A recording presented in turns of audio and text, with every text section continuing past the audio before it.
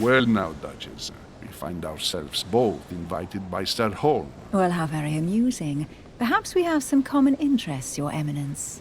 Is this your first time at one of Lord Mortimer's legendary parties? Oh no, we have been friends since long ago. But as I'm doing some business with Sir Holmes, the invitation came from him. Well, I simply can't wait for all the festivities to begin. And you, good sir, what brings you here?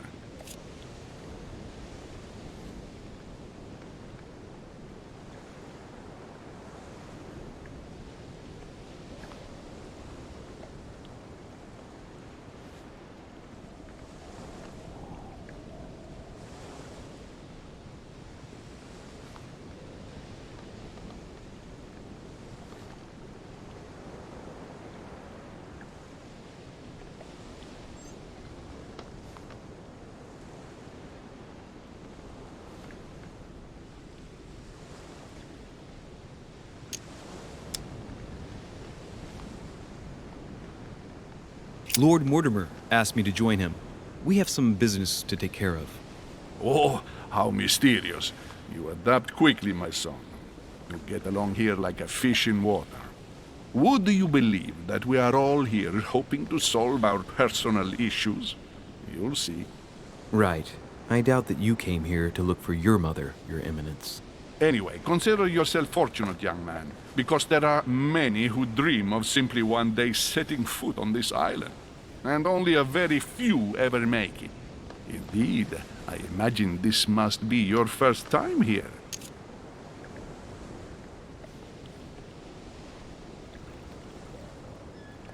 That's right. Until now, I've never been invited by Lord Mortimer. You'll see. You won't soon forget it. Given what I've seen so far, I wish I'd been passed over. Come, Duchess. They are waiting for us. We're moving, Monsieur de Richet, if you would like to join us. I'm coming, Duchess.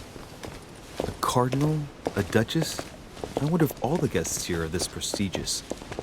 If I'd known, I would have gone for a better suit.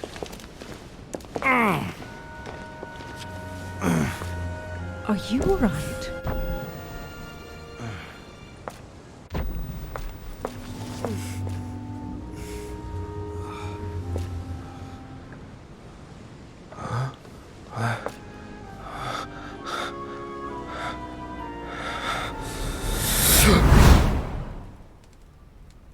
Mother? Oh shit, your hand! So, Okay, it's done. did you put it in a safe place? Yes. I made sure no one was following me. Don't worry, Sarah, no one's going to find it. Are you absolutely sure? Yes, I'm sure. Right. Just one thing left to do. No, Mother, no, don't! What? Have you lost your mind? There's no other way. If you kill me, you won't find it. That is the point, my dear. No one must ever put their hands on it again. No. But I trusted you. No, Sarah, don't! No. No! You can run if you want to, Sarah, but you will pay for what you've done.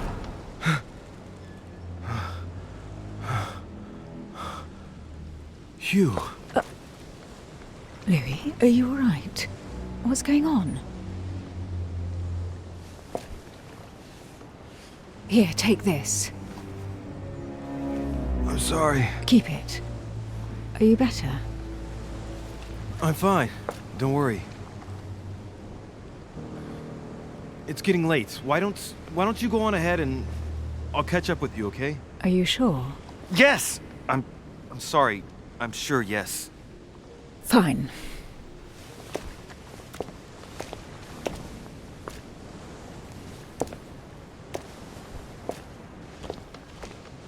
I definitely have to find Mother quickly.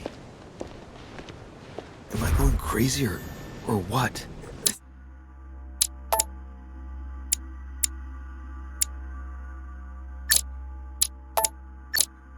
Can't be real that the Duchess arrived with me.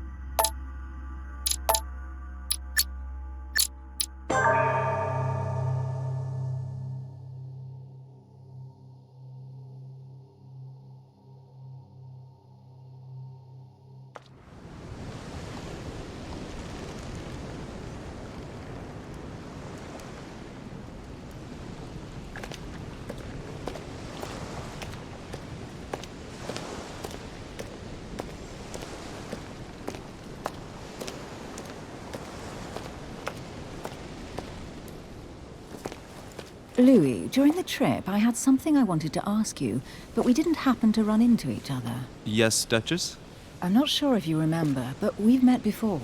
At that time, you were of two minds as to your choice of career. Tell me, what have you been up to since?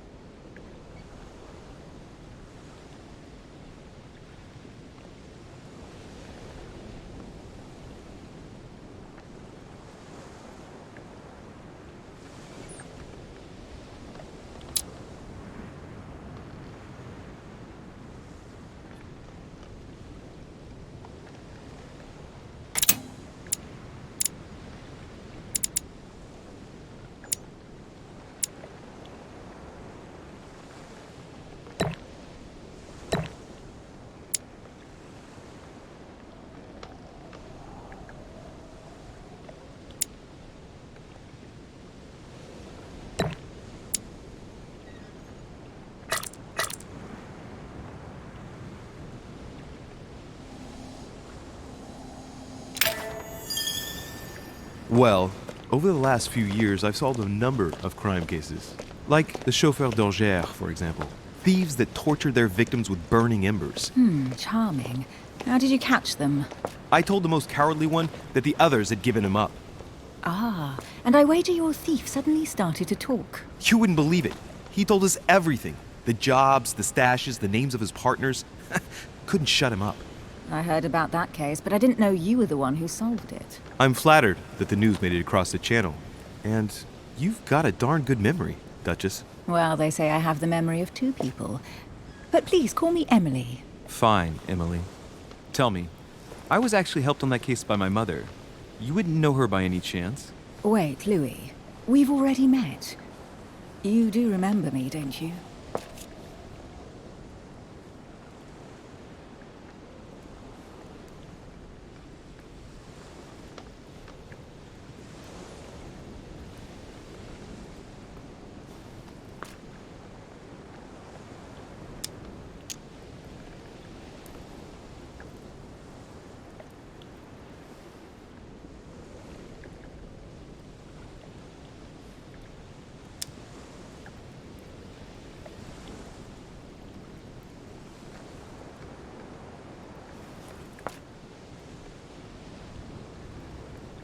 Please excuse me, madam.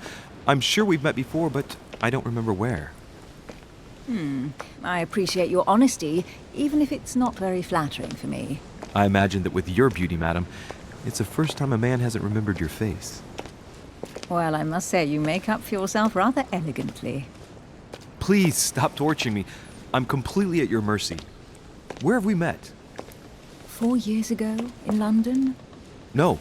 Sorry, I don't remember. in the office of William Pitt. Remember? No? I'm so sorry, Emily, but I really don't remember you. Let's drop it, Louis. It doesn't matter. Right, time to go to the manor.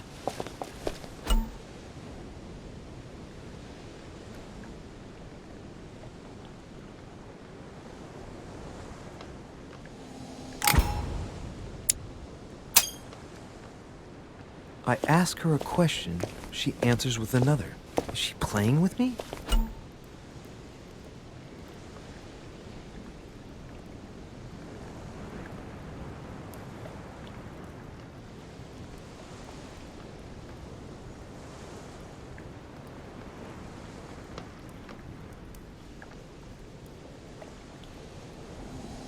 Emily, please excuse my insisting, but you still haven't answered about my mother.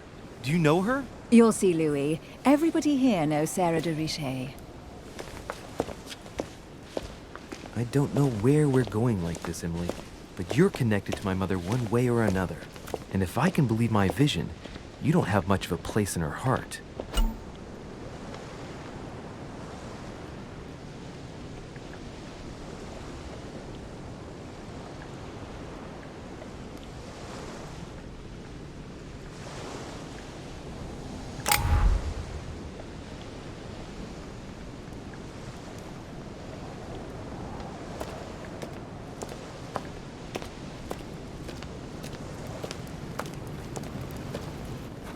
Good evening, sir. May I ask your name, please? Louis Moras de Richer. Monsieur de Richer, delighted to welcome you among us, sir. You must be Sarah de Richer's son. I must tell you we are doing our utmost to find your mother as quickly as possible.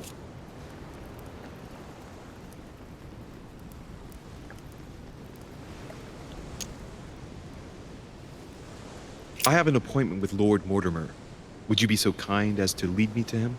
Unfortunately, sir, I cannot. I don't know exactly where my master is. But rest assured, sir, everyone is waiting for you at the manor. Sir Holmes insists on welcoming you in person. Since your mother went missing, everyone has been concerned about finding her. Who is Sir Holmes? A close friend of Lord Mortimer's.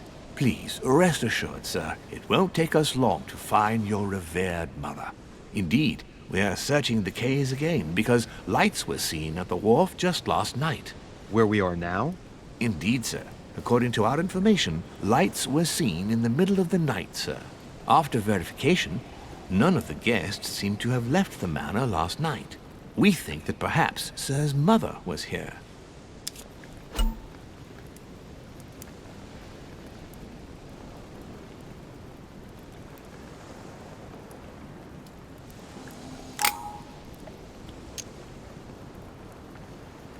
And did you find anything then? We discovered a certain amount of damage, sir, on the wooden part of the wharf. What type of damage? Broken barrels, mainly. We'll do whatever is necessary to have them rapidly repaired. But quite frankly, I can't imagine what Sir's mother would have been doing with them. What could Mother have been doing with barrels? Nevertheless, our search of the wharf hasn't been entirely unsuccessful, though. What do you mean? We seem to have found an object that would appear to belong to Sir's mother. A handkerchief. The handkerchief is embroidered with the initials S.D.R. We came to the conclusion that they are the initials of Sir's mother, Sarah de Richer. I have orders to give it to Lord Mortimer as soon as I see him. I know my mother. She's not the kind to go for a midnight stroll on the wharf for nothing. I've got to find out what the hell she was doing here. Where exactly did you find the handkerchief? On the landing dock, sir. The one you arrived by.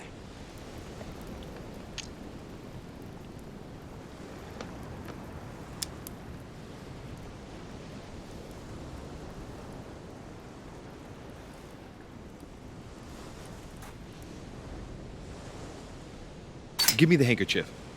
I'll personally show it to Lord Mortimer. Well, I've traveled hard for several days in order to get here. Yes, but... Invited by your master. No, of course, but... Because my mother went missing right under your nose. Sir, please. And having only just arrived, you refused to give me her personal belongings? Of course not, sir. It was never my intention to contradict, sir. Here you are. I must return now. There is still much to prepare in order to welcome all the guests. It is indeed your handkerchief, Mother. You must have come here for a specific reason. I need to know what it is. Let's think. What could she have been doing out here on this wharf?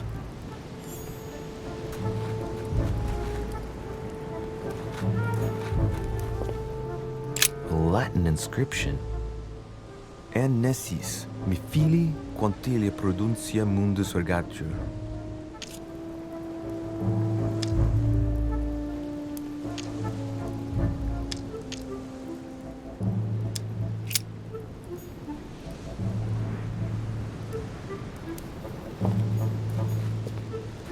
No way I'm leaving without finding out about Mother.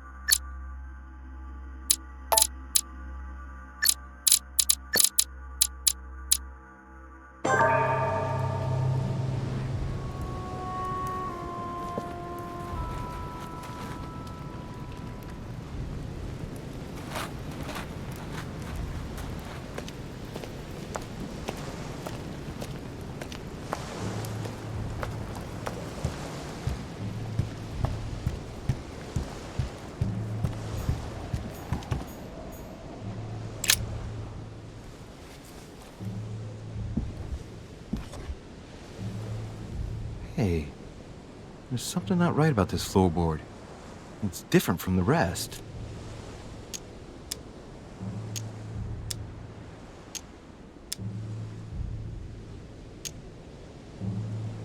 Somebody replaced it recently, but looks like it's fixed pretty solidly in place. It's going to be tough to rip it out of here.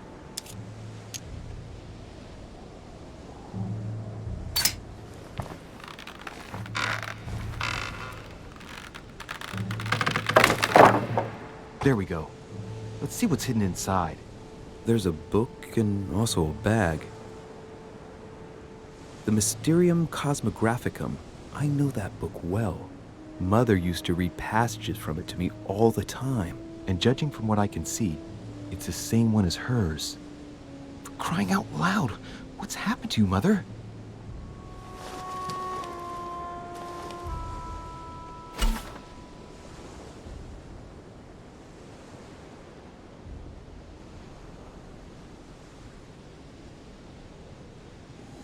Let's look inside the bag. A little food, a few toiletries, a small key, and some kind of black powder.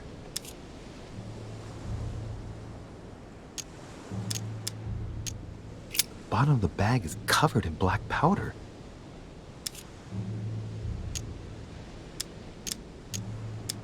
An iron key completely rusted. You never know. It might be useful. I hope Mother wasn't counting on it. Some fruit, a piece of bacon, and some bread. The fruit's still firm. And the bread's a bit stale. From the smell, this food's been here roughly 2 days. And if it's rationed, there's enough left to last 2 more days.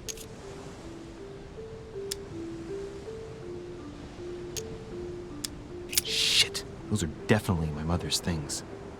I recognize her hairpins. This bag smells of her perfume. A piece of soap, some oils, and her powder puff. What does all this mean?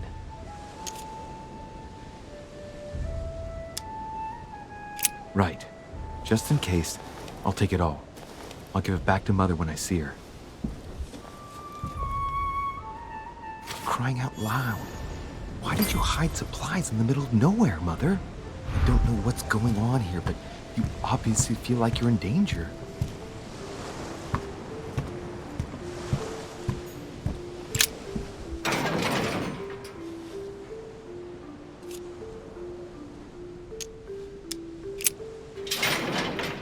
It's locked. I'll never get it open barehanded.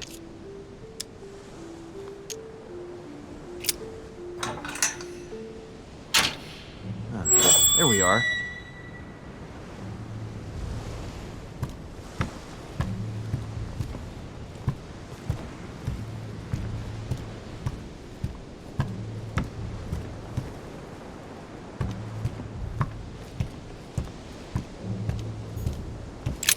This wharf is used as storage for a lot of barrels. Uh-huh. What have we here? It's cannon powder. It's unusable now. I don't know what the person who left this barrel like this had in mind, but it's a waste.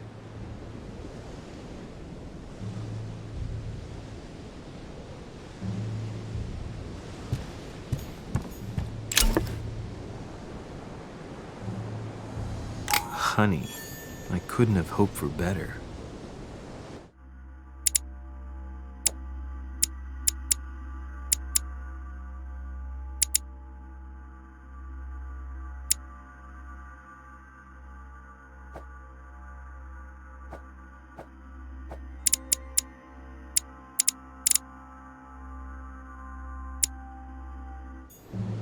This looks like a pistol case, but it's empty. I don't know if this has anything to do with you, Mother, but if it does, at least now you're armed. Just like in my vision. And none of it's telling me anything useful. Apparently, someone on this island has gone through a whole lot of trouble to arm themselves. I really must find you, dear Mother, and quickly, too.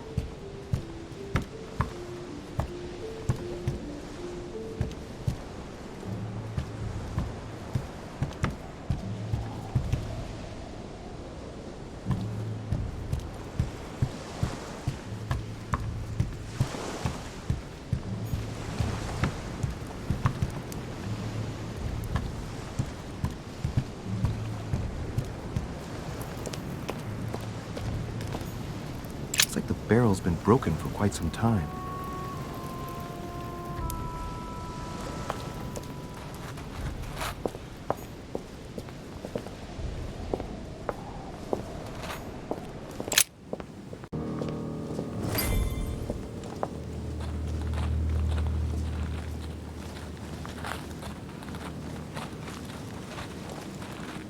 How did Mortimer manage to build his manor at the top of a rocky outcrop?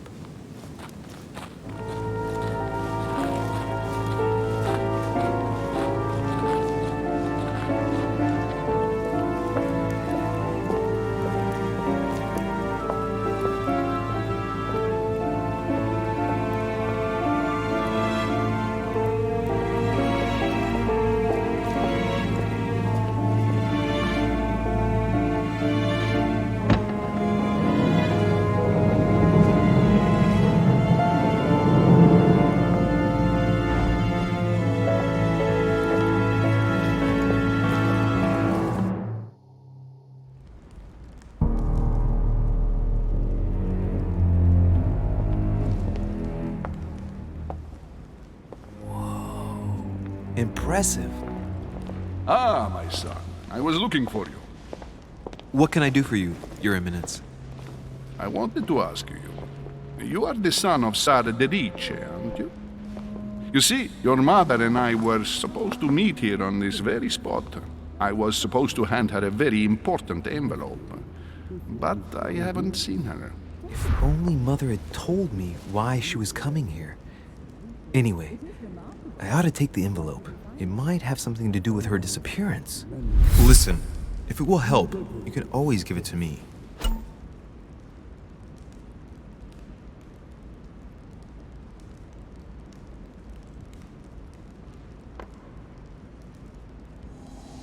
Thank you, my son. I'll bear that in mind.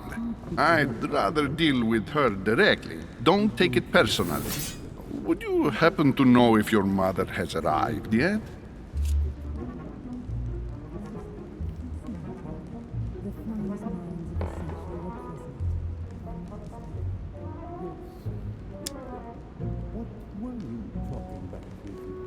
Certainly, Your Eminence. Mother got here some time ago. I was hoping to find her when I arrived, but given the hour, she must be asleep by now. Right. I shall see her tomorrow, then. By the way, Your Eminence, I wasn't aware you knew my mother. Ah, if you only knew, my son. I hold your mother in the highest regard. She has rendered great service to the church, and her help is invaluable. I hope that you will follow in her footsteps. If only she had told me where she was headed. Nonetheless, our exchanges have always been discreet, and I should like them to remain as such. If your mother wishes to speak to you about us one day, I will not mind if she does so. That is very commendable. But since we work together on a daily basis, it's surely just an oversight. Most certainly. You said you work together. What do you do exactly? Not everything, but yes. I'm not sure if I understand. Few people know about the legend. You don't know the truth, though. Unfortunately, no. It's too late now. The finest minds of the century were present, if I'm not mistaken. If you know my mother, you will understand that I cannot answer you, Your Eminence. I'm sorry, but... Do not worry, my son. I perfectly understand, and I expected nothing less from you.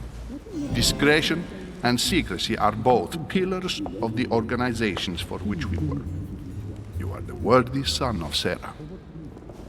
All the same, it bothers me to see you in a quandary, Your Eminence. Is there any other solution? Look, if it's of any help, you can always leave your envelope with me, and I'll give it to her as soon as I see her. I hesitate. Up till now, we have always dealt with her in person, and that has always been successful. Do you think I should give it to you?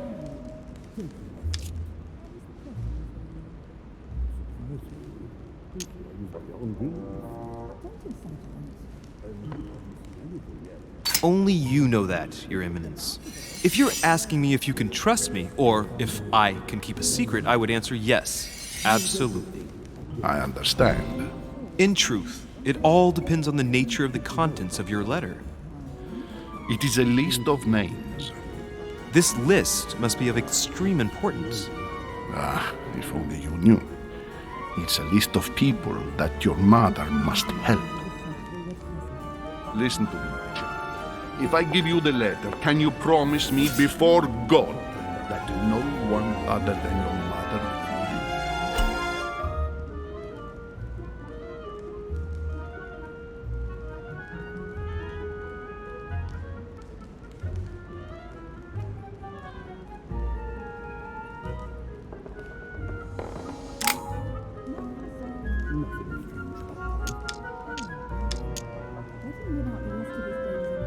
I swear by the Almighty God to honor the promise that no one but my mother shall cast her gaze upon your letter.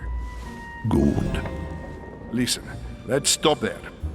I'm going to tell you a secret, Monsieur Detyktywistyczna. Your mother and I are organizing the escape of a large number of French priests who face a massacre organized by the accursed Republican tribunals.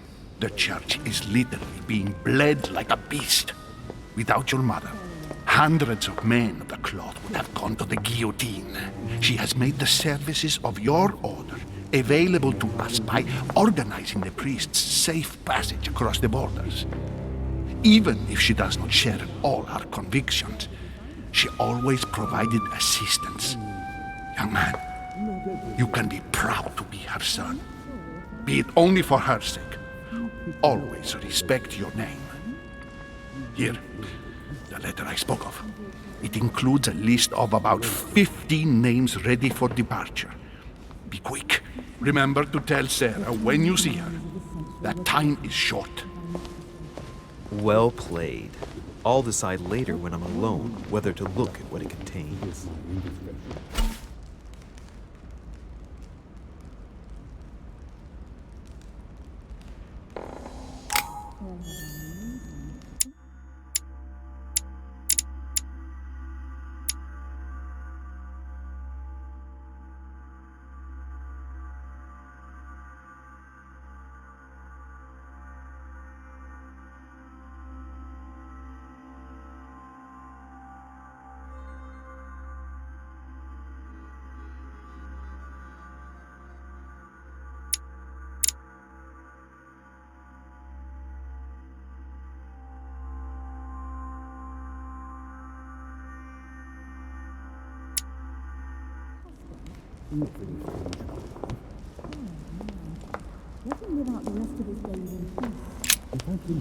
Lives of the Noble Greeks and Romans by Plutarch, a biography of the great men.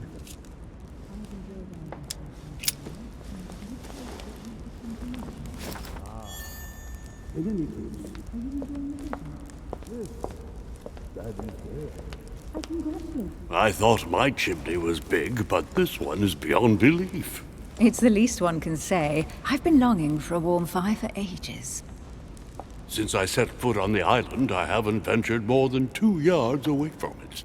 Have you also just arrived? Oh, late morning, I'd say. Louis, come join us. Monsieur, may I introduce you to Monseigneur His Eminence, Cardinal Piaggi. He joins us straight from Rome. Oh, just call me Your Eminence. It's simpler. George Washington, President of the United States of America. Delighted at last to make your acquaintance, Mr. President. Pleased to meet you, Mr. President. Louis Maurras de Richet. It is an honor to meet you. Young man, let's keep it simple, please. Let us forget our fancy titles. Nice to meet you, Louis. I should imagine you never thought you'd be in such company. I must admit that I didn't. It's the first time that I've ever met so many illustrious personalities. And you haven't seen anything yet. Generally, when Lord Mortimer organizes one of his receptions, there are over a dozen people here. They can't all be here yet, and you'll see, most of the time there's only the upper crust. And I noticed you were already getting to know His Eminence at the entrance. It's the perfect place to build up a network. What were you talking about, if you forgive my indiscretion? At the risk of disappointing you, we weren't conspiring in our corner, sir. His Eminence was simply telling me that he knew my mother and how much he held her in high esteem. It so happens that Monsieur de Riche's mother is to join us. Oh, pity. No scrumptious gossip or juicy tidbits, unmentionable secrets, or even money matters. But you'll see, it will come. Despite all the goodwill in the world, you can't stop people scheming left and right around here. Speak for yourself, sir. Well, my friends, do any of you know the reason why we're here this time? Not in the slightest. As for me, I've been invited by Sir Holmes, a close friend of Lord Mortimer, but I do not know the reason why. You see, Louis, every time Lord Mortimer organizes a reception, he always finds a moment to set up a chat with all the guests. During which time we remake the world. Accompanied by gallons of absinthe and cussing. I'll leave you to imagine the result. So, if I understand rightly, Monsieur de Richet, you've come out here to join your mother. For what reason, exactly?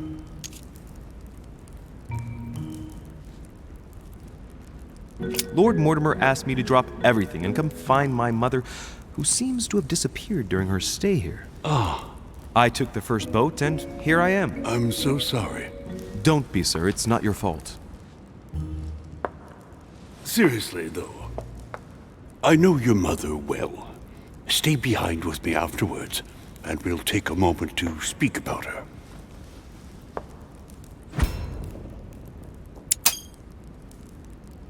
Good Lord! Washington is wearing the emblem of the Grand Master of the Golden Order. It's the highest distinction of the Order in the United States. It puts him on par with my mother. He must really know his stuff when it comes to the occult.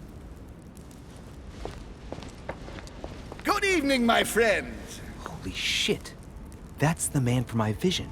An urgent case has delayed our host, Lord Mortimer. He can't be present this evening, and he sends his deepest apologies. He's asked me here and he hasn't even turned up? Great start. Do you know that man? Sir Gregory Holmes, an English aristocrat, very influential. He's also close to Lord Mortimer, so don't be surprised if he acts like he's at home. And now, my dear guests, a light meal is served in the small salon. For those who would like to, you're invited to follow me into the next room. My dear fellow, you must have read my thoughts. I shall follow. We'll have to be careful not to make too much noise. One of Lord Mortimer's guests is relaxing. Oh, we shall be quiet. Don't take it the wrong way, Sir Holmes, but I have already eaten. Thus, I shall be happy to remain by the fireside. If you don't mind, Gregory, I should like to keep Mr. Washington company. Please feel at home. And you, sir? If I stay with Washington, we'll be able to speak about my mother. But on the other hand, I'd like to learn more about this home. I saw him in my vision.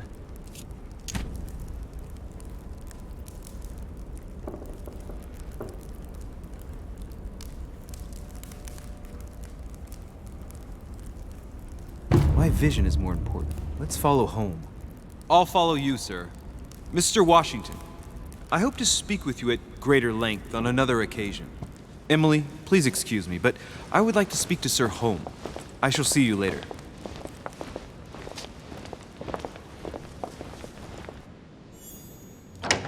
My friend, I hope our dear Giovanni is well. The troubles in France have fatigued him, but he will recover slowly. Do not fear. He apologizes for remaining in Rome. The voyage was too much for him. And right he was, too. The mildness of the Mediterranean, eh? Come, sit down and have something to eat, my friend. You look rather pale. Excuse me, sir. I have been neglecting my duty. I haven't introduced myself. Sir Gregory Holmes, an old friend of Lord Mortimer's. A real pleasure, sir. You who must be well used to the court of France. How do you find this peaceful little haven? Charming if I hadn't come here for disturbing reasons. Yes, I heard the news. What a story. Indeed. I wanted to ask you.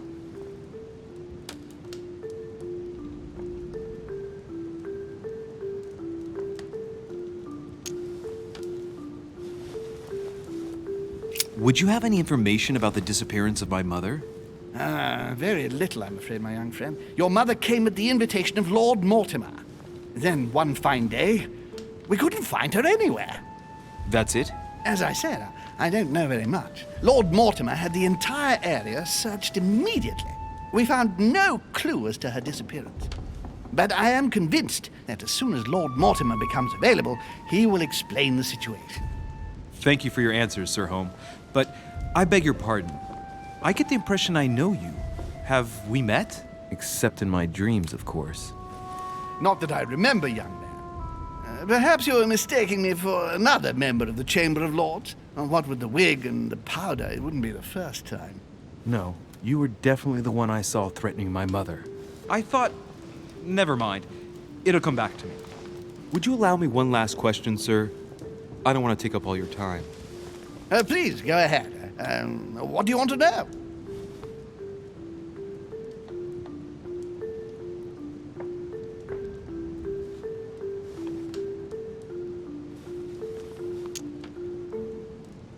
Do you know if anyone else has gone missing recently? Not at all, sir. It's as if Sarah has purely and simply vanished into thin air. That's right. Just take me for an idiot, why don't you? Not even a servant, then? Not even a servant. I can assure you, we would have been informed. Keep your faith, my son. Only the celebrated Sara de Rice could vanish before our very eyes, and she will reappear. You will see. No! Elizabeth! I should have insisted that you rest in your room. Do you want me to call someone? Let me handle this. I'm used to this kind of thing. Thank you, Mr. Dipshay. Miss, can you hear me? Leave me. Her breathing is becoming stable and... her heart rate, too. Pale complexion, thin, broken nails, an enormous scar on her temple, tattoos on her hands. I don't know what happened to you, Missy, but it looks like you've been through hell. Can you tell me something about her?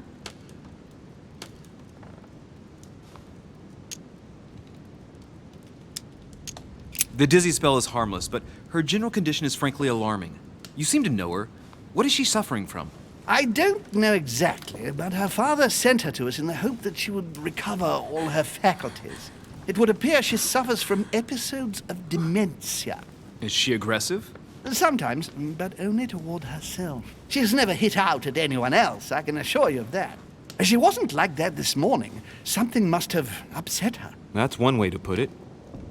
The poor girl is exhausted, but that's not the cause of her problem. Are you all right, Elizabeth? Do you feel any better? When did she arrive? 4 days ago. Okay. My mother had already gone missing.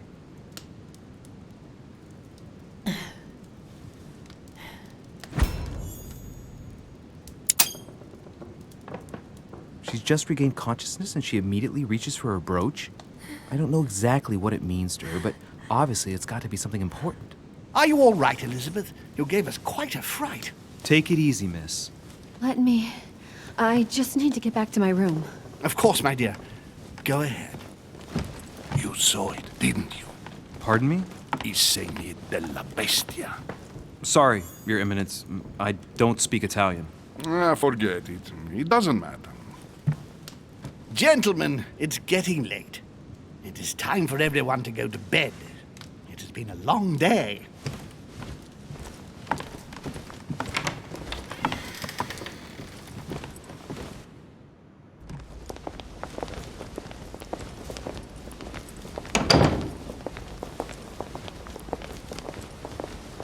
It's all the more delicate. I'll see what I can do, but the case I'm on at the moment might well leave me with very few opportunities.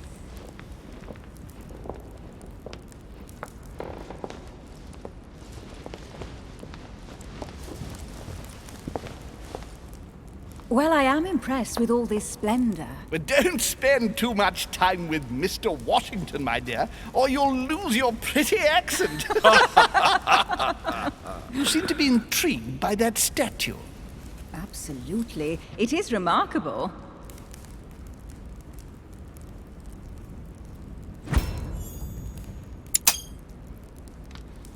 Oh, it's naughty to tell lies. Bet my life that you were talking about something totally different from the decoration of the manor.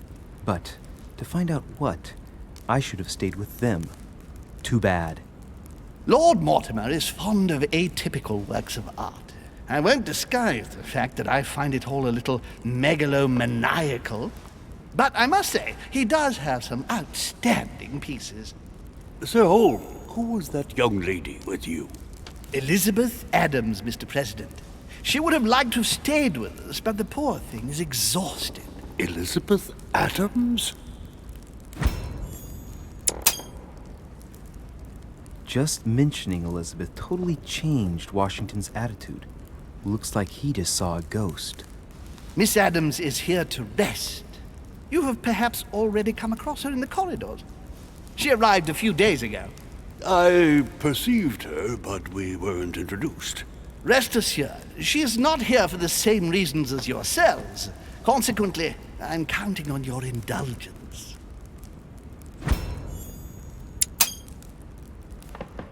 Washington looks surprised, but Holmes doesn't seem to see it. I wonder if he's being polite or if he really doesn't see his discomfort. On that note, it's very late. You must be exhausted. The servant will accompany you to your rooms.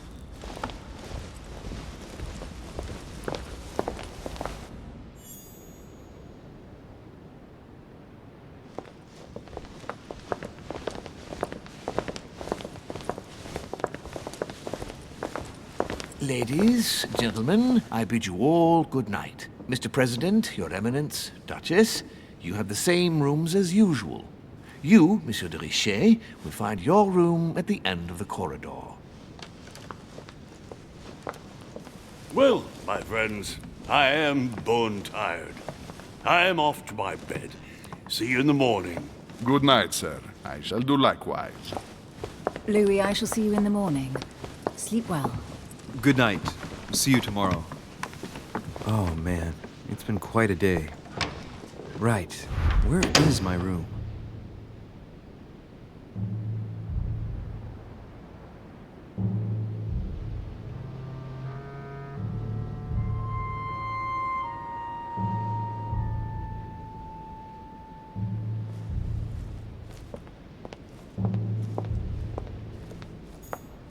Duchess Emily Hillsborough.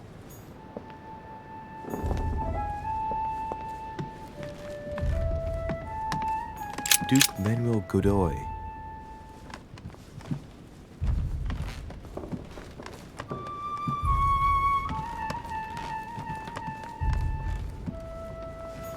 Huh, that's me.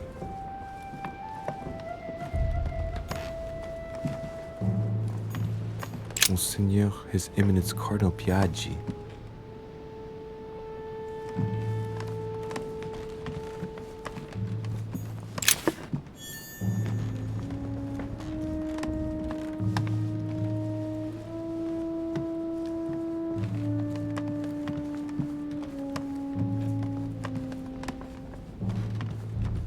President George Washington.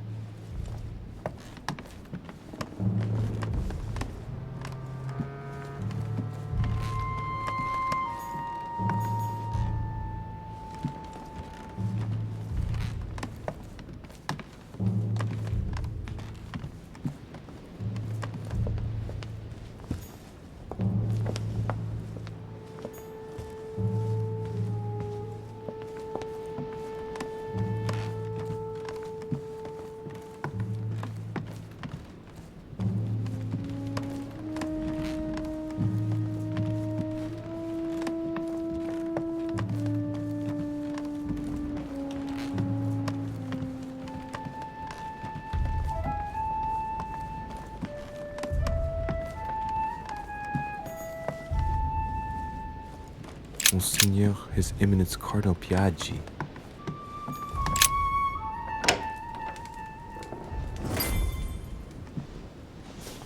Right. So what shall I do with this letter? It might be about my mother's disappearance. But if I open it, I'll be betraying Piaggi's trust. What should I do?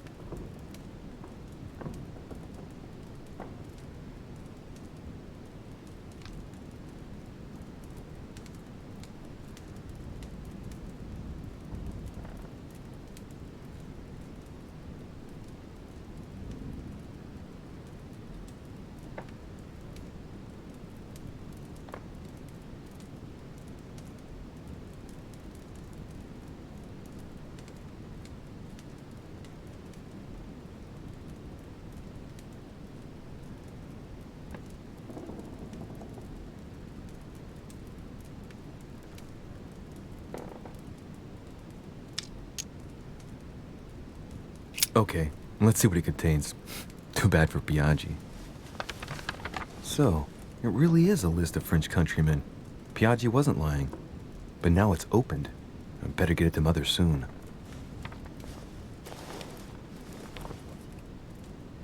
Wow! Nice room. Mortimer sure doesn't do things halfway.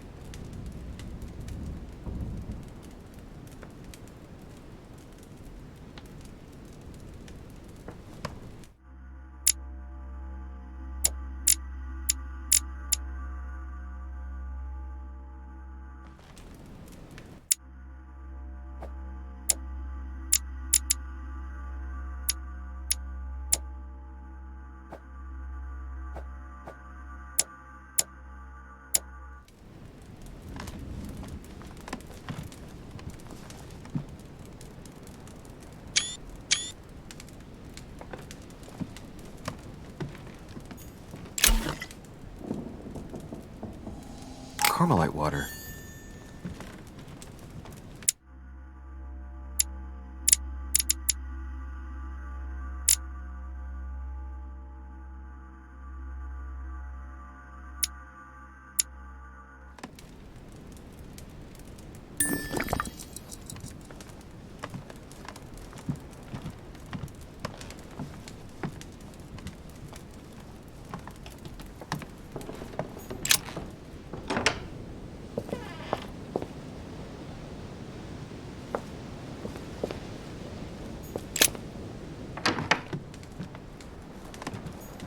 Inferno by Dante.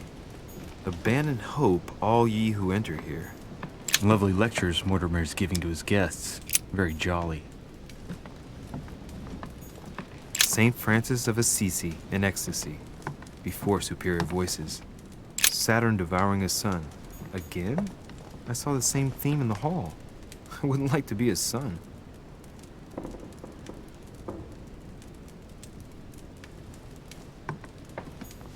The Conversion of St. Paul by Caravaggio. It's incredible. It doesn't look like a copy, but I was sure the original was in Rome. St. Jerome and the Angel. Yet again, art with political undertones with an image of a saint hearing voices. Judith beheading Holofernes. Ironic in a way, when you know that the artist represented herself as Judith beheading her mentor, who had raped her.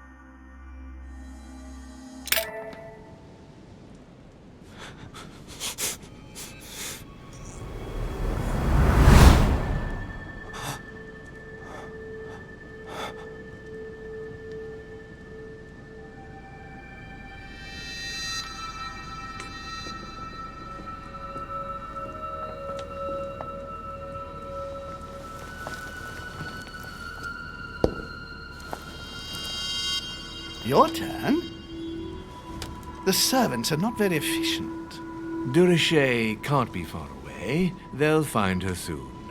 Their search time is restricted, given that they must keep an eye on Adams. I can take care of her, you know. Yes. Well, in any case, I do thank you for bringing her to the island.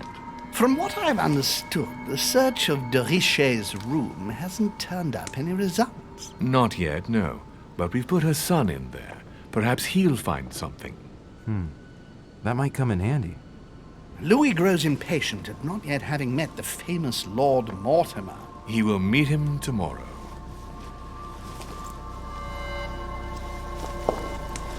Oh, what a pity to lose a knight at the start of the game. Are you waiting for someone? A young French soldier. During our game of chess? Don't worry, Gregory. The game won't disappear. I'll have one of my men escort you back. Don't trouble yourself. I know my way out. Ah, good evening, gentlemen. Please forgive me for this late hour. It is never too late, and we have much to discuss. One last move?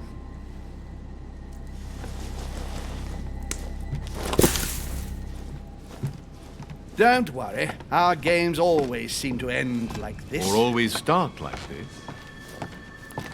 Come, take a seat, my friend.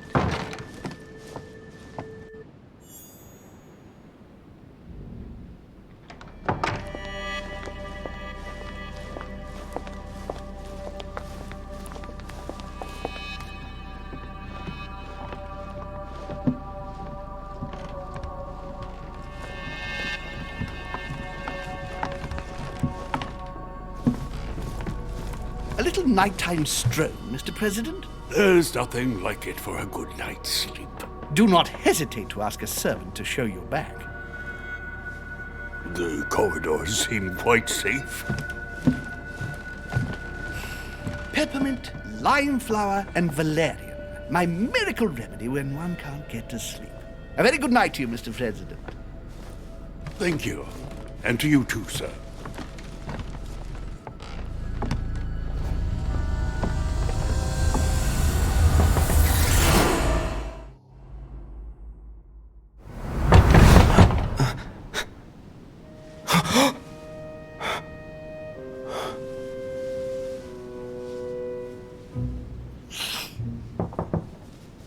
I'm coming.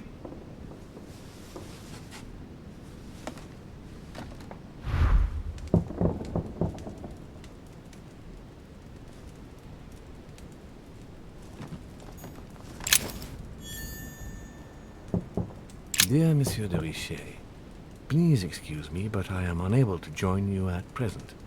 However, rest assured that we are doing all we can to resolve the case that concerns us.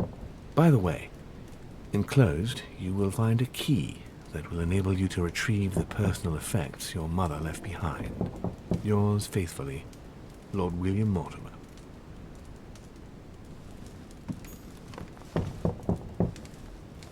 Inspiration of St. Matthew, or Matthew writing his gospel, dictated to him by voices.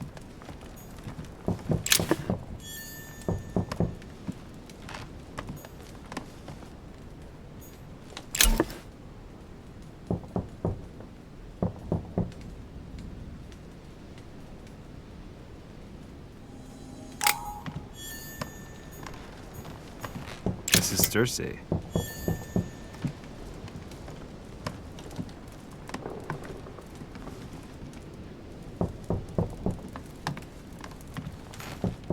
Last Judgment. Why do I always get the most terrifying room?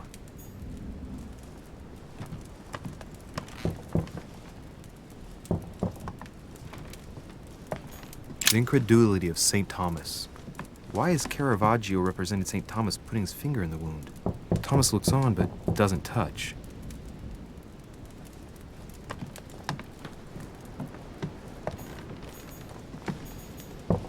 Inferno by Dante. Abandon hope, all ye who enter here. Lovely lectures Mortimer's giving to his guests. Very jolly.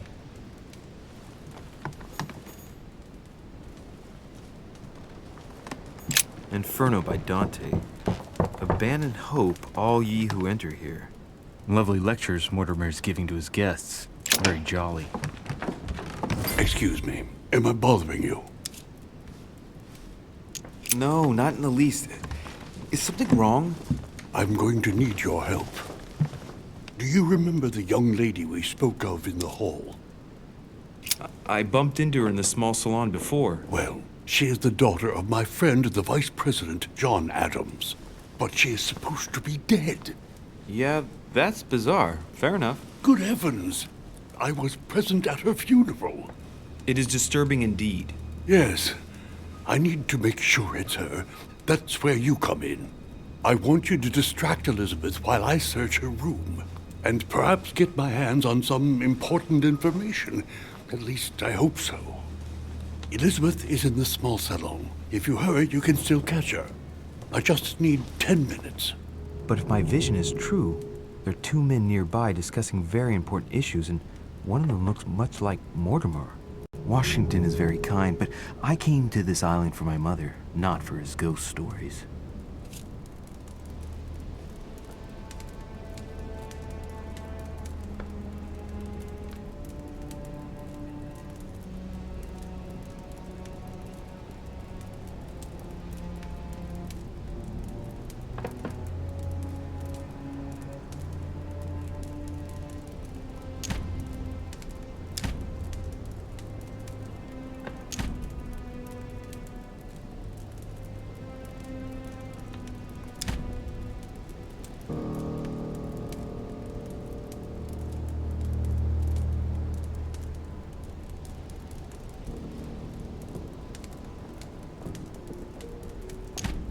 Sir, I don't feel well. I'm going to have to decline. I see. Well, I hope you won't be needing my help one day. I must act swiftly. I'll search my room later.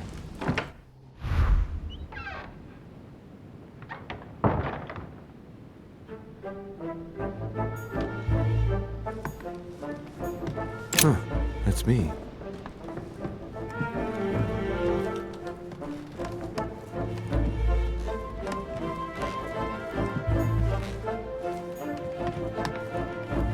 I recognize this part of the corridor. I'm close.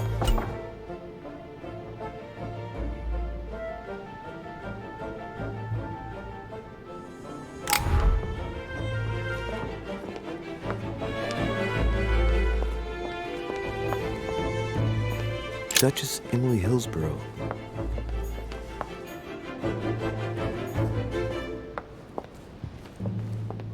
Good evening, sir. I'm sorry, but an important meeting is underway. My instructions are to let no one Monsieur Napoleon Bonaparte.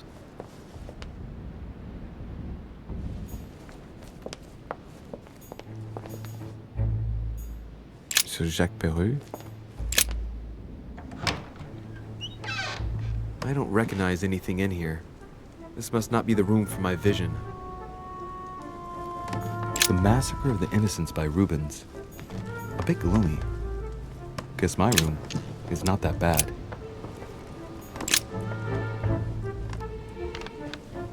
A letter addressed to the French Revolutionary Court. He wants to show them his loyalty, and for that, he includes a list of guillotinable people. Women, children, precautionary beheadings? This man would kill them all. This man's ruthless.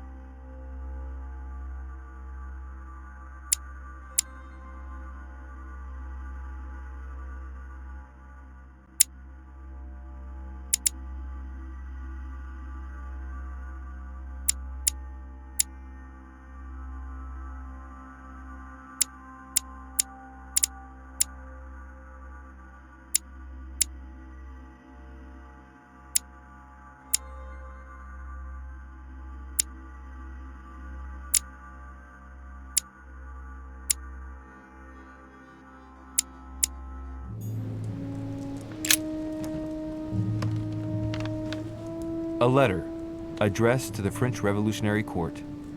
He wants to show them his loyalty, and for that, he includes a list of guillotinable people. Women, children, precautionary beheadings? This man would kill them all. This man's ruthless.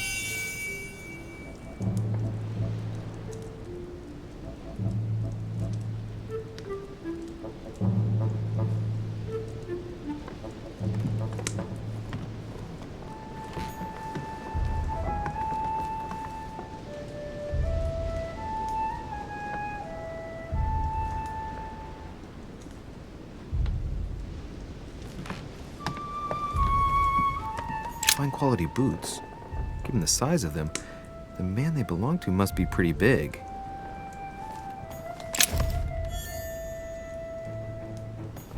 Dear friend, please come and join us. We must meet about the ongoing operations in Paris. A boat will be waiting for you in Calais and will take you to Dover in England. From there, a carriage will take you to the port of Tintagel, where a frigate will be waiting for you and other guests, so you can meet up with me on my island as quickly as possible. I await your arrival. Lord William Mortimer.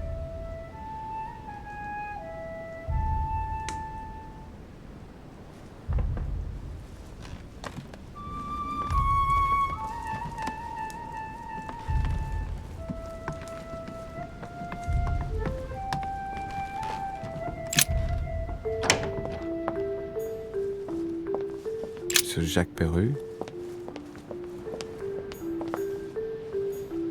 Monsieur Napoleon Bonaparte.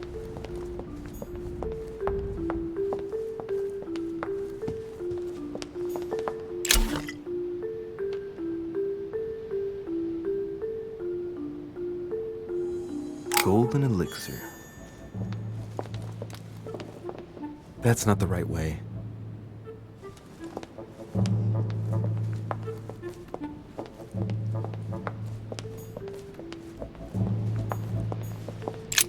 Tell me, my good man. Sir?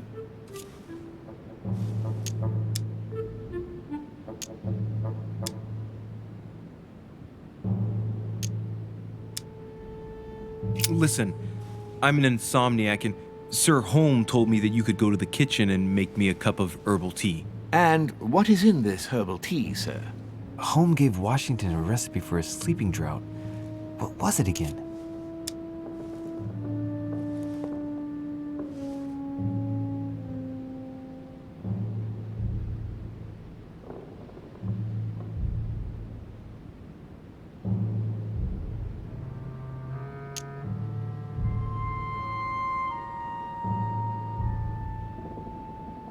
Peppermint, lime flower, and valerian.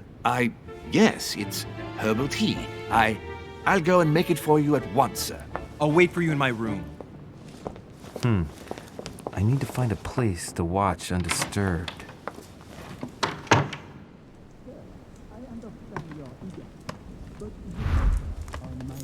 The Prince by Machiavelli. A perfect read for anyone with a surfeit of ambition. That might come in handy.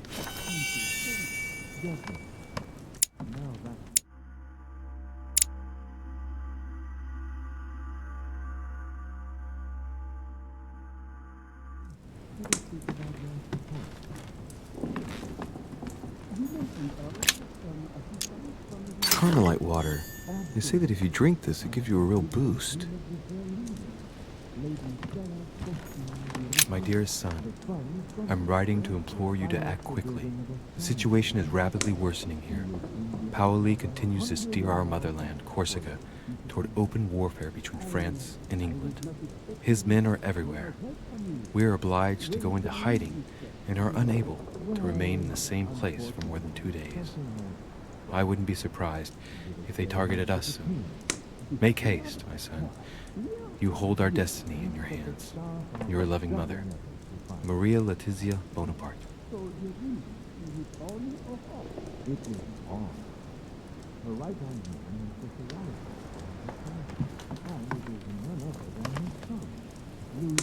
A bicorn decorated with a cockade. It must belong to a French soldier.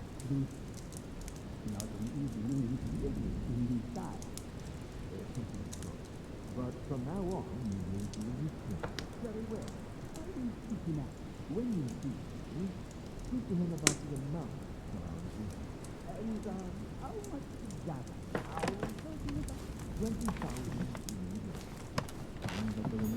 Battle of Alexander at Issus, or how Alexander the Great triumphed over King Darius.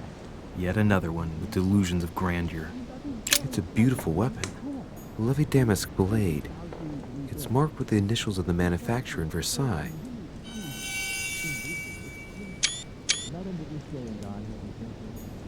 My dearest son, I'm writing to...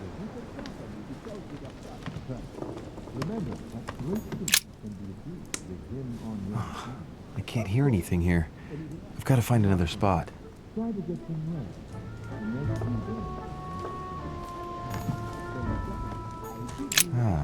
This window opens onto the balcony. Okay, so that means the other room must be on my right.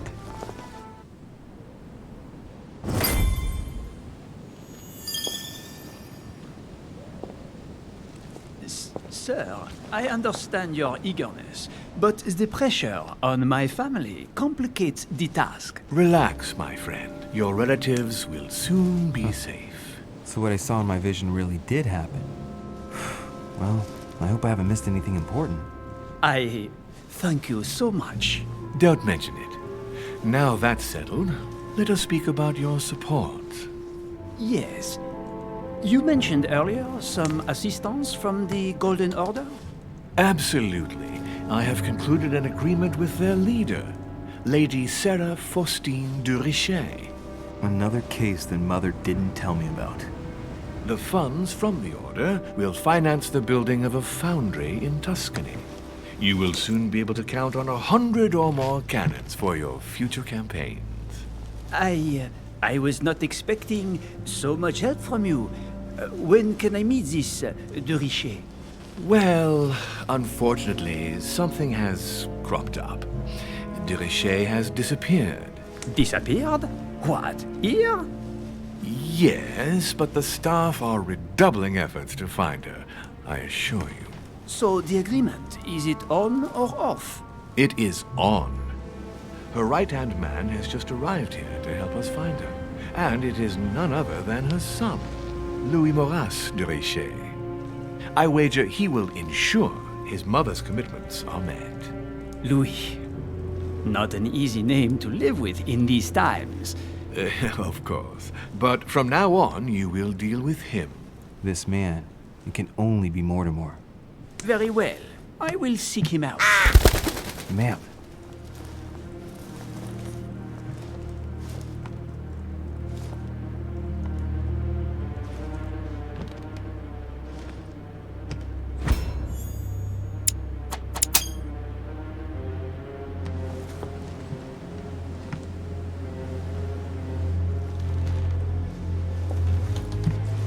That was a close call.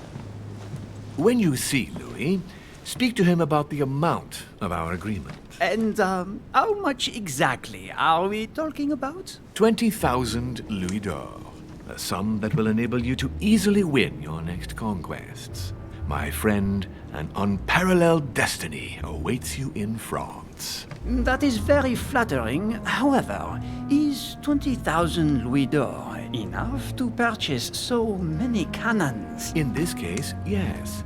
Madame de Richet and I have negotiated a very good price. Very well.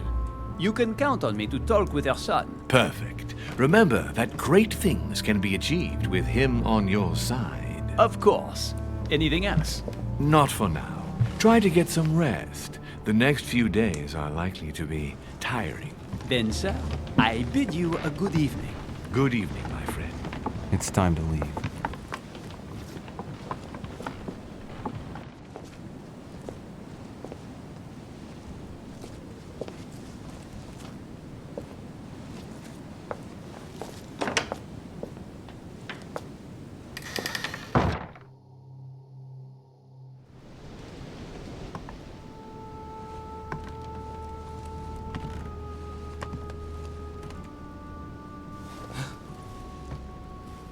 Louis?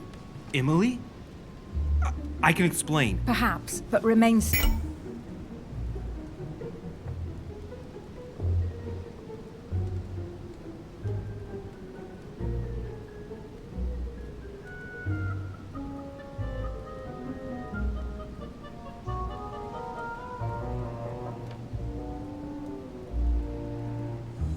Still. But first, you could perhaps remove the blade from my throat? You have 10 seconds to explain your presence here.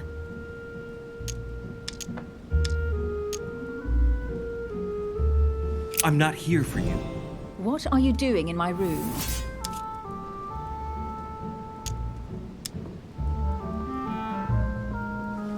Right. I found myself trapped.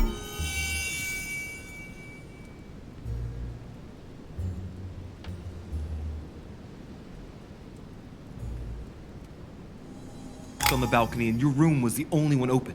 I'm sorry. My window was closed. But not locked. All the same, I wasn't going to sleep outside. If you had knocked, I would have opened. I did not wish to wake you. Oh, please. You're just making things worse for yourself. What were you really doing on the balcony? Seeing the window open, I feared someone had entered your room. With what I'd heard next door, I had every reason to believe that your life was in danger. I am a grown woman, but how kind of you to worry about me. Now that I'm safe and sound, tell me more. Has this anything to do with the Order? Oh, yes. Washington informed me you were part of the Order. You too? You're part of this too? Yes. Now answer. Do these events concern me? Do they involve the Golden Order? I overheard a conversation between a French soldier and some other individual. And what were they talking about? It seems Mother is involved, something about a military campaign. Apparently my mother validated an order of cannons to help this man. Really? Since when does the Order finance wars? As far as I know, since never. Did they give any details, a date, what they were for? Nothing at all. Did you know anything about this? No, but I won't forget. Thank you. All right, Louis, I might have overreacted a bit. Please do excuse me, but next time, please try knocking on my door. I'd be delighted to open it for you. Oh, well, I'll remember in that case. Good night, Emily. Good night, Louis.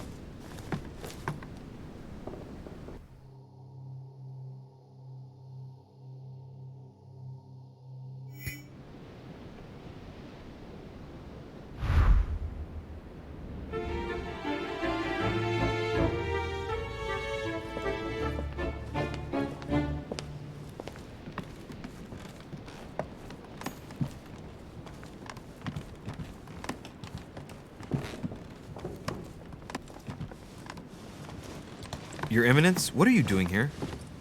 I wanted to speak to you about something important. Do you still have my letter on you? The one I gave you in the hall? Why do you ask? I have a name to add to it.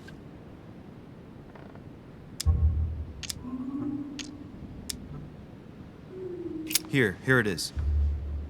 You opened it! Don't worry about that, Your Eminence. You gave me your word, before God! I can assure you that my mother and I share everything. That's enough! Your word is worthless. I give your mother this letter myself.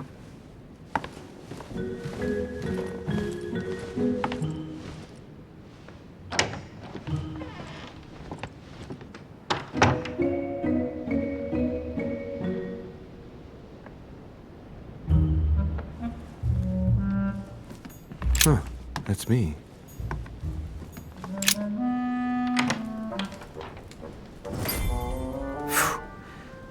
I'm exhausted. I better go to bed. I'll search my room tomorrow. If Mother stayed here right before me, you never know. And Mortimer had better show up.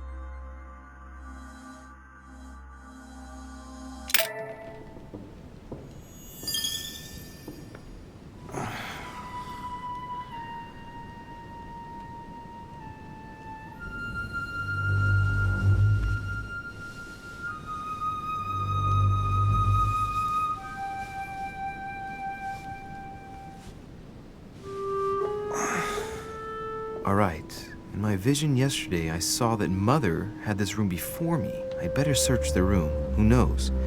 Maybe she left me something behind.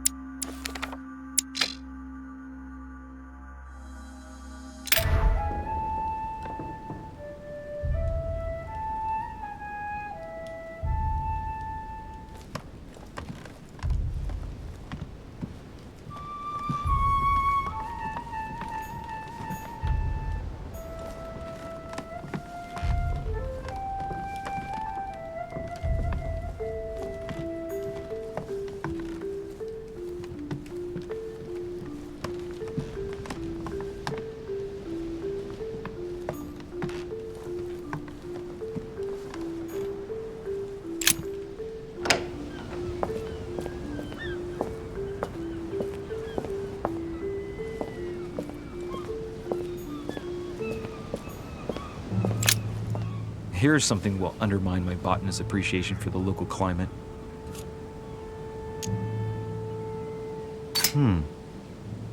Someone's picked some lemons. I'd be surprised if my mother didn't help herself to a few. She was always going on about the surprising properties of lemons.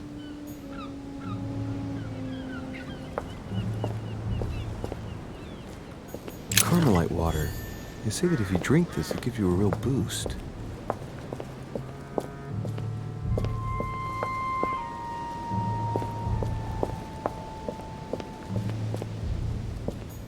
Priest's robe, crosses. Must be Piaggi's room.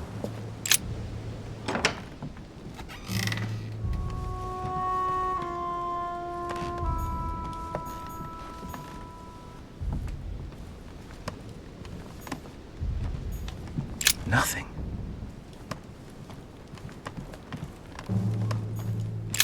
Writing material.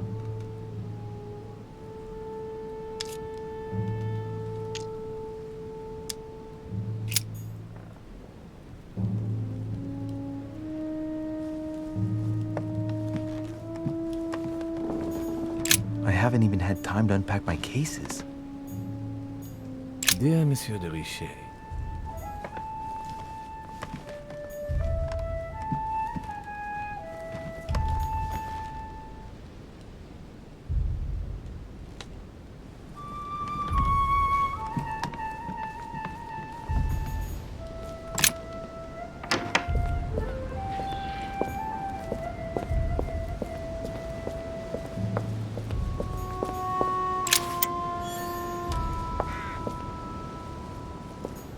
This room looks unoccupied.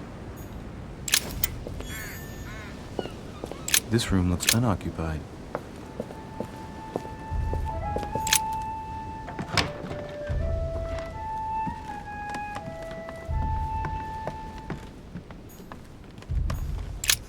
Nothing here.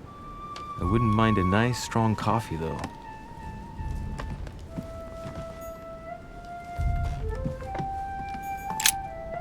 Oh, this bookcase is well stocked. Oh, this book has been put back the wrong way round.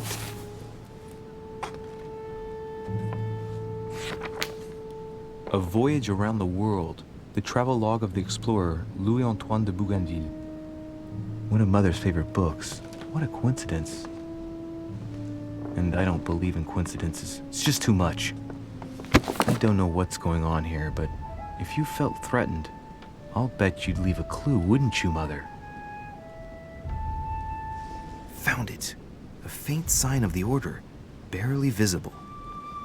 Mother, you undoubtedly must have hidden a clue in this book. Let's see if I can find anything else in this room. Come on, Louis, think. Think.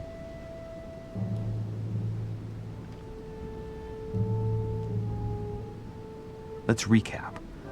My mother was in this room. I found a rare edition of her favorite book. She must have left something behind. She must have used the writing materials. What if she used lemon juice instead? An old trick used to hide messages. message using invisible ink. I bet you used the limit to leave a message. Now, how do I reveal the message?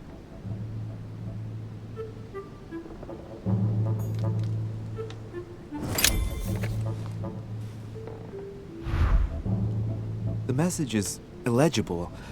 I have to keep searching.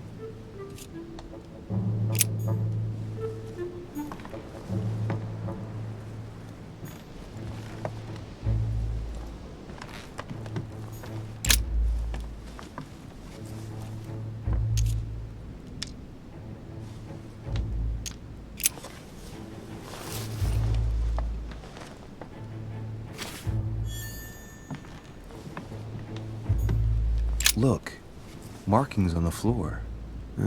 Just a bit worn out. I was hoping to find something leading to a secret passage.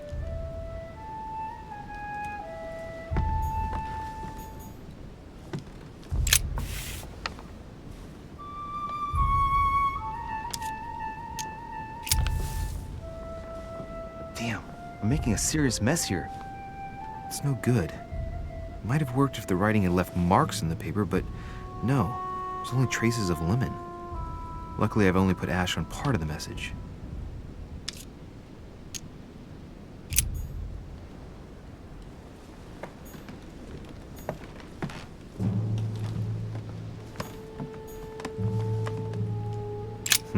Nothing here. I wouldn't mind a nice, strong coffee, though.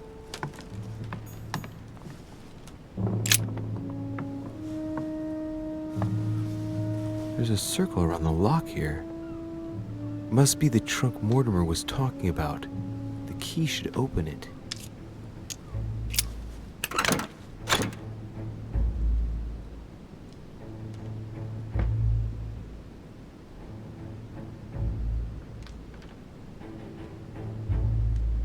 There's a note. Effects of Sœur de Richer, to be given to her son, Louis. I should probably take it.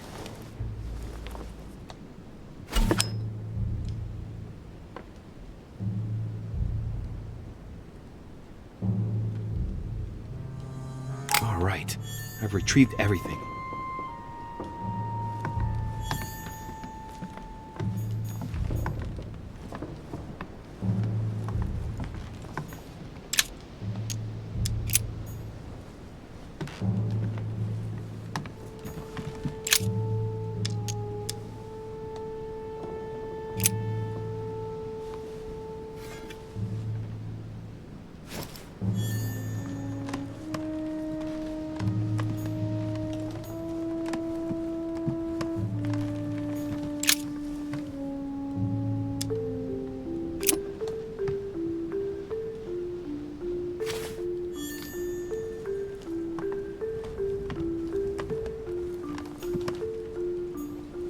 I haven't even had time to unpack my cases.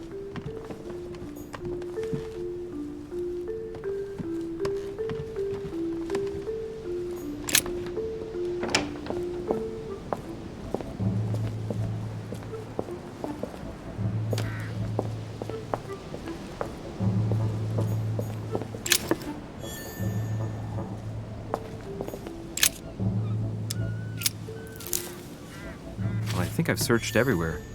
Maybe I should try it out on the book.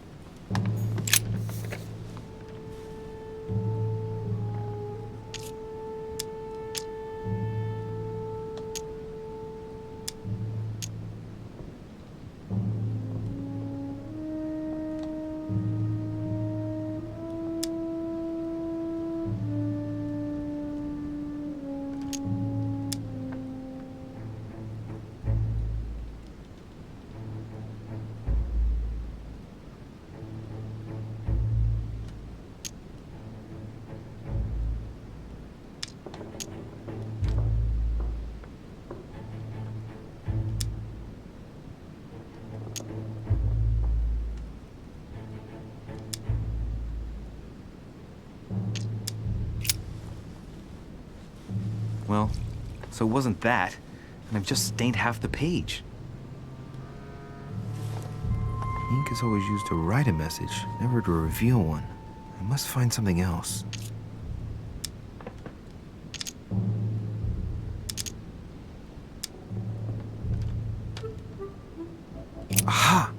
working. The heat reveals the message. Let's see what my mother wrote. Where all eyes size you up, you must pass by the Gorgon. Gorgon was the name of Medusa in Greek mythology. On the other hand, where all eyes size you up, I don't get it. And judging by the number of paintings in the manor, could be anywhere. Damn! The message continues, but thanks to me, the rest of the text is unreadable. Great. I hope it wasn't a unique edition or Mother's gonna kill me. Now I better hurry and find that damn Medusa. Sir, dinner is served in the red salon. Typical. I'm not hungry. Please give my apologies to all the guests. Sir Holmes requests your presence, sir. Well, I guess I'm just gonna have to wait before going and looking for my Medusa. Tell him I'll be there in a minute.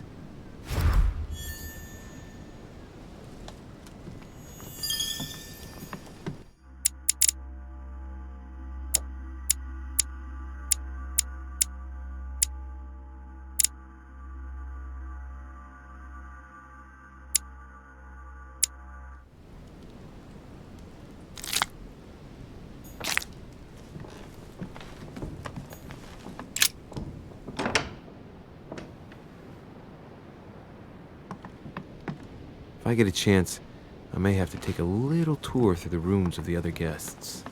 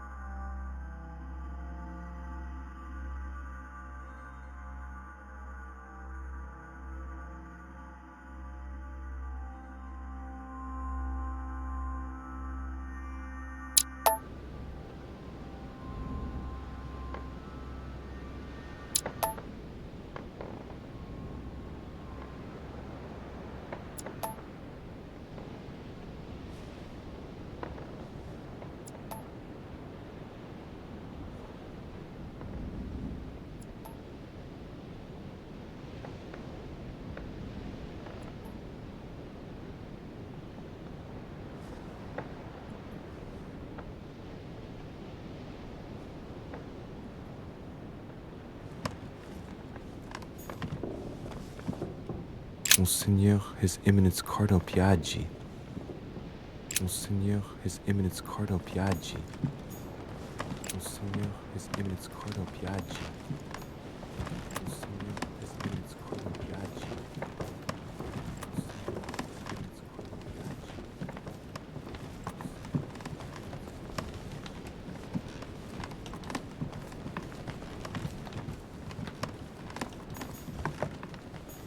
President George Washington. Let no one President disturb George me. I'm Washington. busy.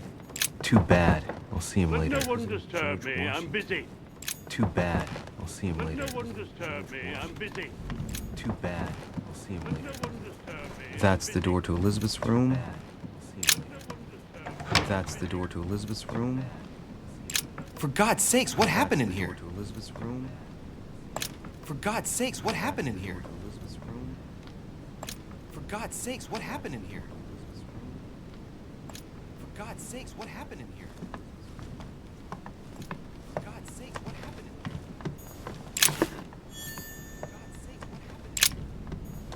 here? Looks like I found a box containing some kind of white crystals. Looks like I found a box containing some kind of white crystals. Looks like I found a box containing, well, some kind of white see what it tastes like.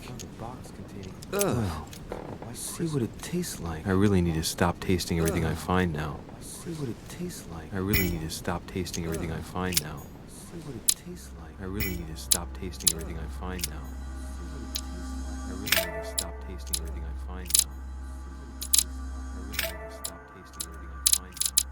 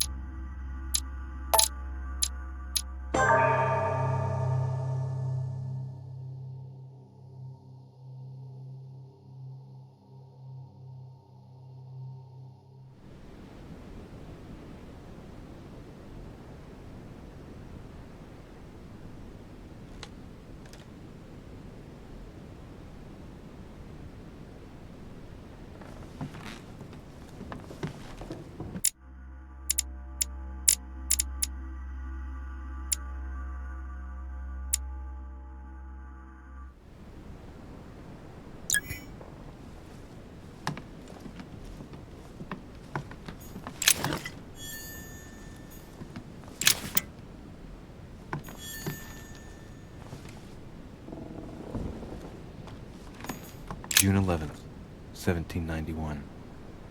My dear Elizabeth, your last letter gave me much cause for concern. Your words were so cold, as if emotions no longer matter to you. Father maintains that the secondary effects of your treatment still trouble you, but that they will soon subside. Should I believe him?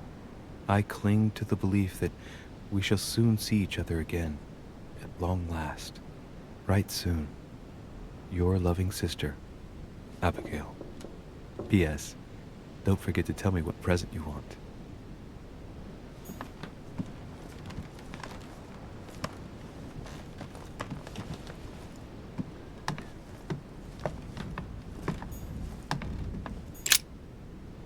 Looks like I found a box containing some kind of white crystals.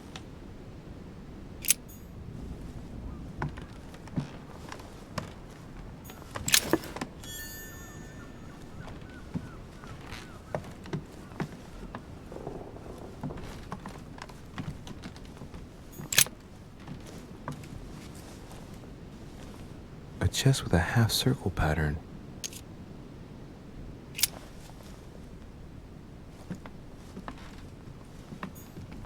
My dear Elizabeth, I'm writing to inform you of some unfortunate news. We won't be able to meet as planned on the first Sunday of May.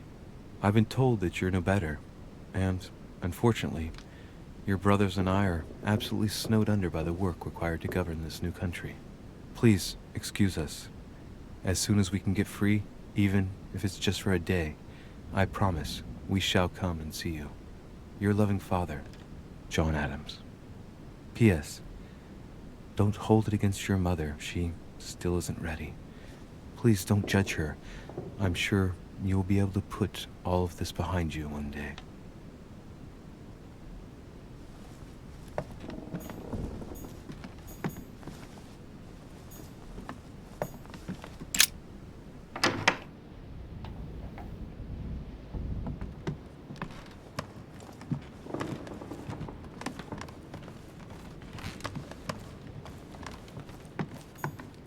President George Washington.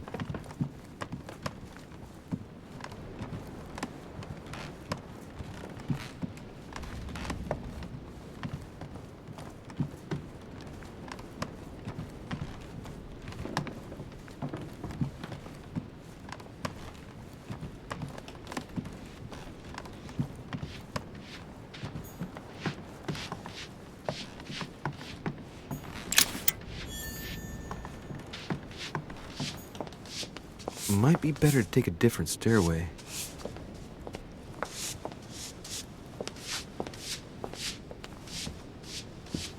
Might be better to take a different stairway.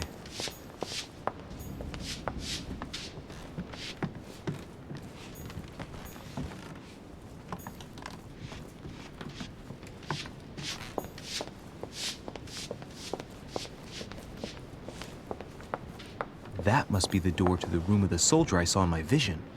Monsieur Napoleon Bonaparte.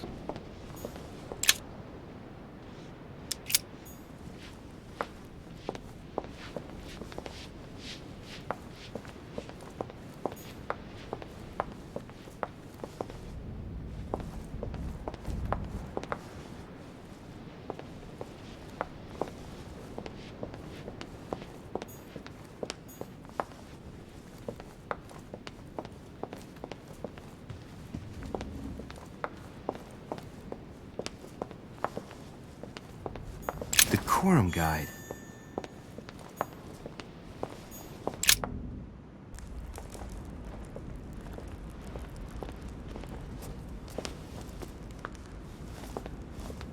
Excuse me, Monsieur de Richet. I really need to talk to you. Hello. You're Elizabeth Adams, aren't you? Yes, I regret that we haven't been properly introduced. If you don't mind me asking, what happened to your eye? I had a bad fall. Looks more like a punch to me. My eye's nothing. Last night, I found out that your mother was on the island. What are you doing here?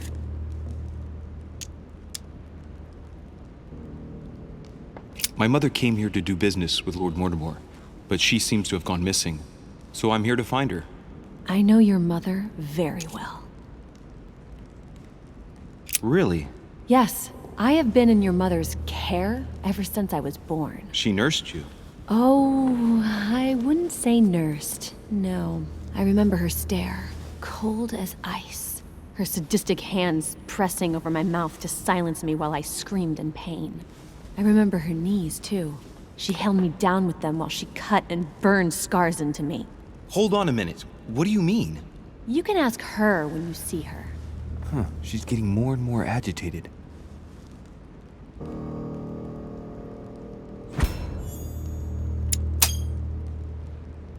And next you're gonna tell me my mother's also responsible for that scar on your head? My heart stopped twice during the operation. I lost my memory for 6 months.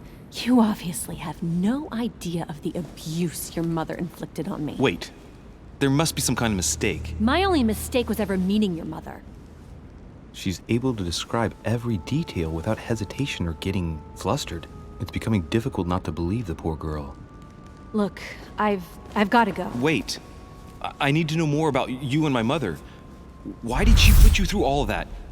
There must be some reason for what she did. What's the point of rubbing salt in the wounds?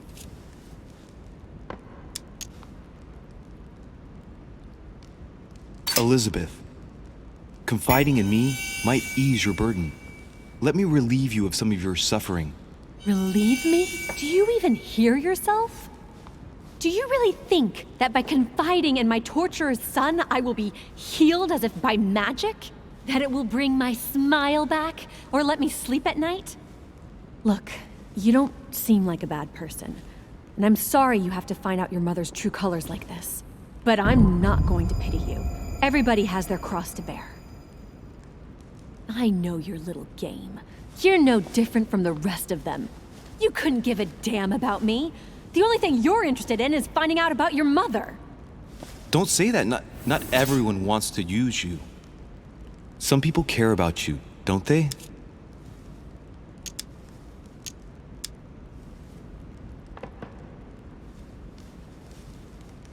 Haven't you got a sister? Yes. I'm sure she loves you with all her heart. She's the only one who cares about me. I would have put an end to it all by now if it weren't for her. Since you insist, I'll tell you how I met your mother. Thanks for trusting me. You see, before I was born, my mother often suffered from hallucinations and fits of anger. Soon people could barely recognize her. She became a completely different person. So my father spent an enormous amount of money paying for the best doctors, but none of them were able to cure her. The last resort was to call a priest. So, is that what your father did? No. He went to an expert in the occult. Ah, my mother. Her reputation already extended beyond our borders. My mother's fits stopped at my birth, and Sarah de Richet concluded that the evil had passed into me. Not only did it encourage her to stay, but she took the opportunity to advise my father to separate me from the rest of my family. That's how I was declared stillborn. My fate was decided that very day. It would coincide with my mother's frequent trips to America. I had my first fit when I was 3. That's when your mother began her experiments to rid me of the evil inside. I understand how you feel, but I know my mother. I'm sure she had her reasons, even if it seems difficult to believe. Everything she put me through was all for nothing. My whole life was ruined for nothing. So what brings you here then? My father used to know Sir Holmes. He offered to introduce me to the world's leading authority in the occult. Lord Mortimer. He was my last hope. Until I found out he had also invited your mother. It's got to be a coincidence. I don't believe for a second she's come here for you. You can't change my mind about this, Louis. My days are numbered, and I know it.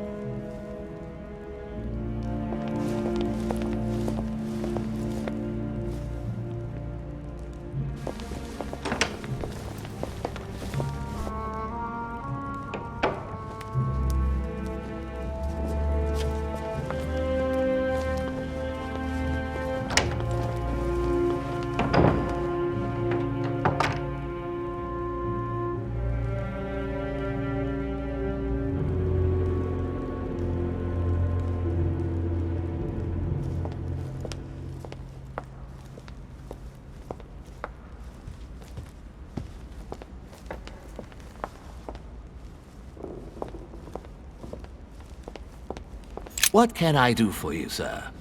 I am at your service day and night, sir.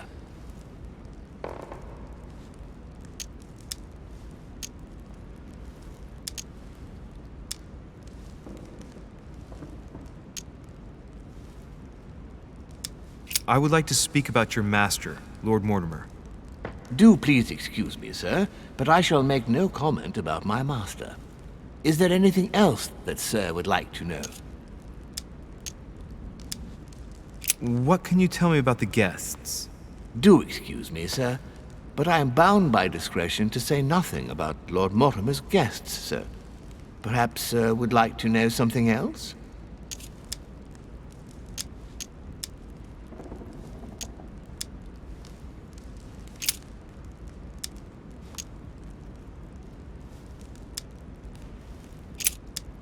As I was unable to bring my personal effects with me, I was wondering if you could find me a few items. Of course, sir. What would you require?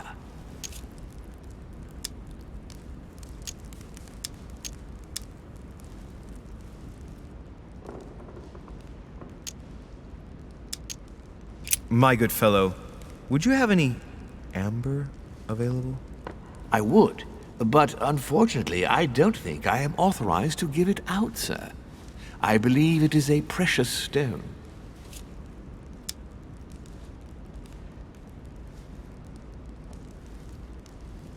Well, no point in lying, you know. I know full well you haven't got any. I would never think of lying, sir. I don't believe I am authorized to give it away, that is all. Amber? Here? I'd be surprised. Yet I assure you, sir, No, you're pulling my leg. I don't believe you. I wouldn't dare to joke with sir. Yeah, sure. You're just leading me on. I dare you to show it to me, if you really have some. Well then, sir, here is a piece. Ah, right. Well, I'm impressed. Can you lend it to me for a minute? Of course, sir. Here. Wow, I can hardly believe it. Well, I have other questions. Of course, sir. But, sir, I believe you haven't given me back the amber, sir. What? What amber? The piece I gave to sir. No, I don't know what you're talking about. You really ought to look after your things. It can't be easy to come across amber in these parts. Well, does sir desire anything else?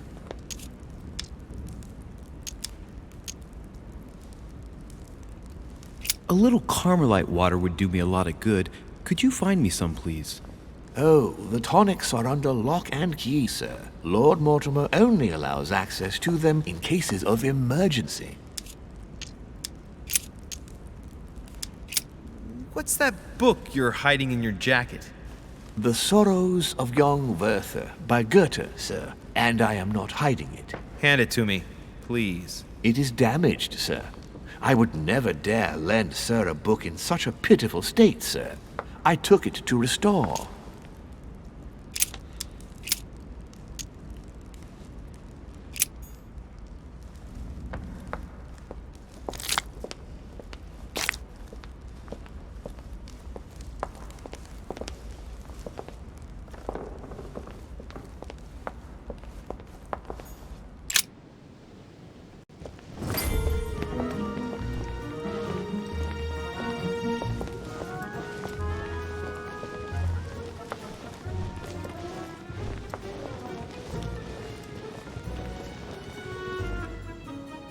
Dear friends, I bid you welcome. I hope the night was not too short. Your Eminence, Duchess, Monsieur de Richet, allow me to introduce our new guests. They arrived during the night.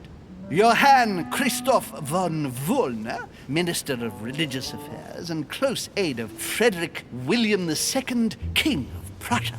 Napoleon Bonaparte, Lieutenant of the French Revolutionary Army. And Jacques Peroux, French Revolutionary Tribunal Judge. Unfortunately, my friends, Lord Mortimer will not be joining us this morning, but he should be with us later. So, let us begin. What is Mortimer playing at? He tells me to come urgently and he sends no one to meet me? Thank you again for the wine, Your Eminence. It is served every day at the king's table. I am delighted to hear it. Volner and Piaggi seem to be getting along well. My friend. My dear Johann, how are you? Glad to make landfall at last. And yourself? Very well. And your husband? He's poorly. The French Revolution gives him terrible headaches. Oh, I understand. I shall feel better too as soon as the situation is settled. If by chance the French crisis is emulated in Berlin, there will always be a refuge for you in London, my dear. Your offer does you honor, Emily. But London is much closer to Paris than Berlin. Beware. The French are capable of sailing up the Thames straight to the Houses of Parliament. Oh, my friend, I am shaking in my clogs. Oh, monsieur. Is the wine to your liking? Very much so, Sir Gregory. Such complexity. Typically French. A Sauterne, isn't it? Absolutely. If I'm not mistaken, this is not Lord Mortimer's favourite wine. It is yours. In his absence, I have taken the liberty of making a slight deviation from the rule, but I count on your discretion. Don't worry, I appreciate the same grape varieties as you. I remember the last time we tasted that nectar here at this table. The finest minds of the century were present. And the last time we drank it, the orphanage in Bloomsbury was still in ruins. Would you repeat that? Oh, well, I put some small effort into the works. The orphanage reopened just before Christmas. The bedrooms, washrooms, and the classrooms had all been refurbished. I don't know what to say. You have given the girls a wonderful Christmas gift. Thank you. I made a promise. Now it is done.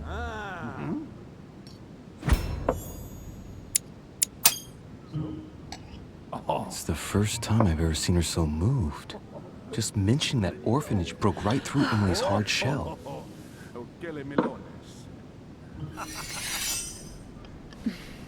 Is everything all?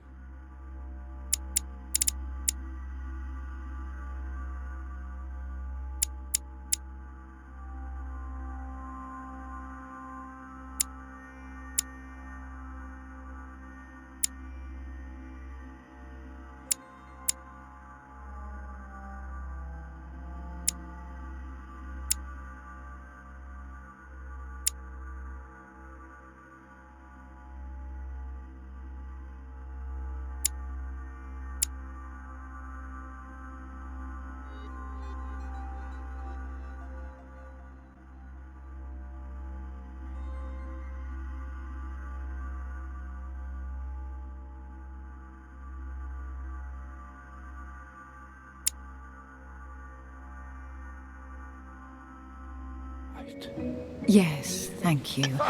I had a moment of absence, but here I am again. Oh? Very funny, sir.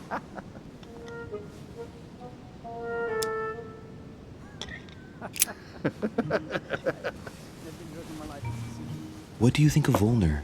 The Prussian king is his puppet. I find it hard to believe the king of Prussia is so weak. Be careful.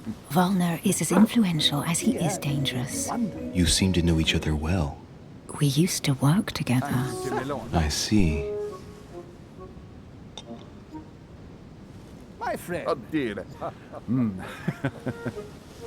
Have you any information on this Napoleon? And right he was too. Who does not know of her, sir? He's certainly well connected and in high places. Surprising. No one appears to know him. No one knows me, and yet here I am. Quite so. Yes, and doing wonders.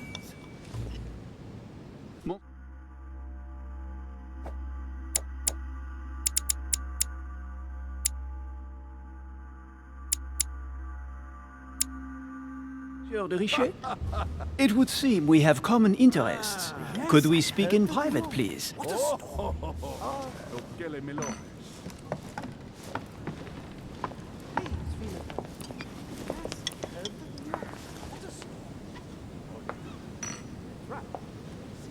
Lord Mortimer and the Golden Order, through your mother, have concluded a financial agreement. Stay composed, Louis. I'm listening. An agreement for cannons. Lord Mortimer assured me that you are to take over the project on behalf of your mother. You must know that I am deeply sorry about their disappearance, but I must validate the deal urgently if I want to be able to organize things properly. I haven't seen Lord Mortimer yet. I'm afraid I'll be unable to answer your questions. He assured me that you could replace your mother during her absence. I appreciate his confidence, but still, this is a bit hasty. But please continue.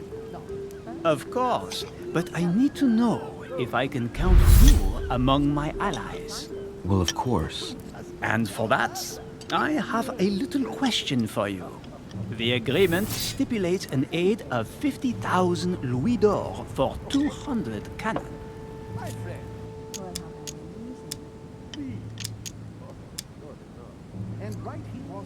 Surely such an amount will buy twice as many cannons. Don't try to pull a fast one on me. We're both young, but we are not naive. Please don't be offended. I just wanted to make sure you knew what you were talking about. And I am reassured. I have one last question I would like to pose to you. We don't know each other yet, you and I. And I need to make sure that we both share the same vision for the future of France. Given the hard times that have befallen our beautiful country, what do you think it would take to restore its luster? I'm not sure if I understand.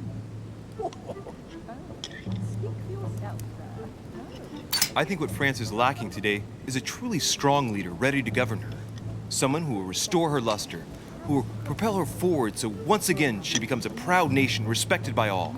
A man capable of both rebuilding the country from the inside and, at the same time, developing exterior relations. Someone with a vision, I think.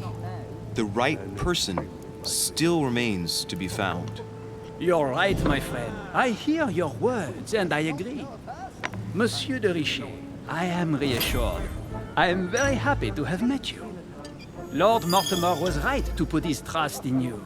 I hope to work with you in the very near future. I would like to thank you for your support by offering you this humble little gift. Reflections on the Revolution in France. Mr. Bonaparte, I thank you for this gesture, and please know that I, too, am delighted to have met you. My friends, I would like to say a few words, please. I would like to thank Lord Mortimer, and you, Sir Holmes, for bringing us all together here.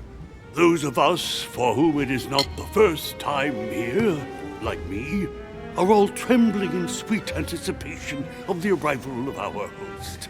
For the rest, I would like to reassure you that Lord Mortimer always has a few surprising projects to propose. But I can assure you that each and every one of us has always benefited from them.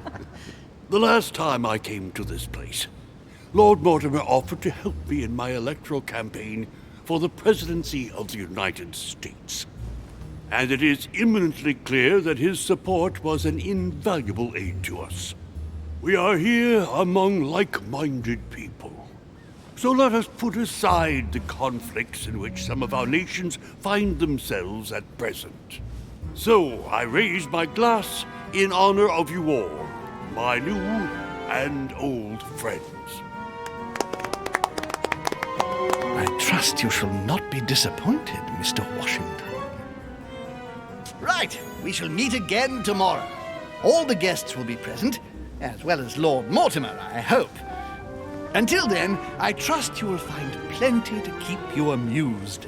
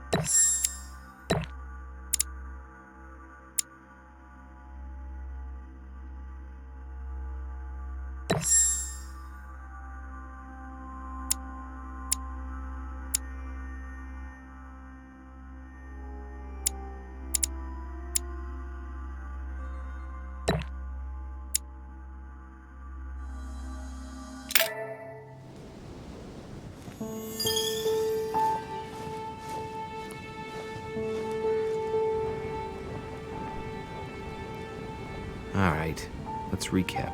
Before dinner, I was going to investigate my mother's message. I've got to find the place where all eyes size you up.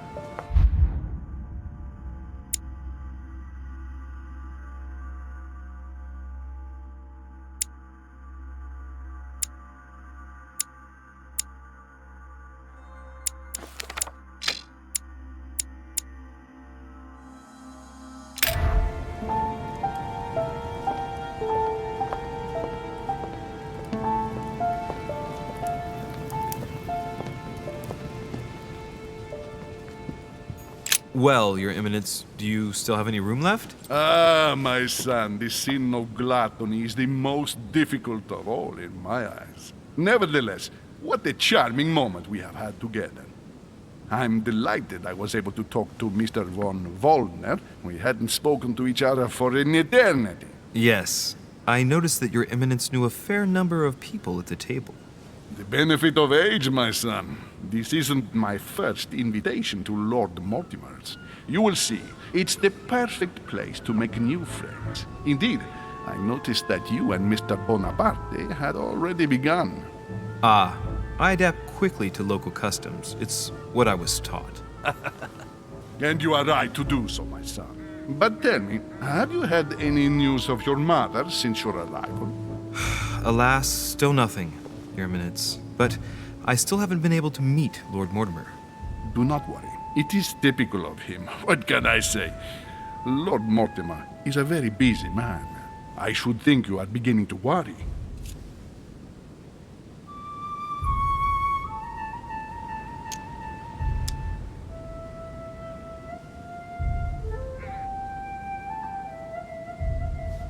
To tell you the truth, not really. You are right. Be positive. Perhaps Sarah is in the company of Lord Mortimer, and they will both turn up shortly.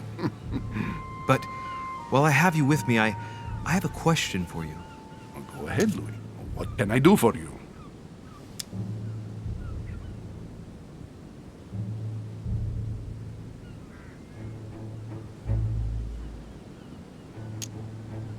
As I haven't visited all the manor yet, I wondered if you hadn't seen a Medusa by any chance. I beg your pardon? Yes, la Gorgogne, the Medusa from Greek mythology. Would you have seen one? In any shape or form?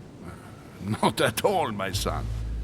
I'm not sure what you're getting at, but unfortunately, I'm not going to be of any use to you. Thank you anyway, Your Eminence. I won't take up any more of your time. On that last word, then, I shall leave you to fight your demons. See you later, Your Eminence. See you later, my son.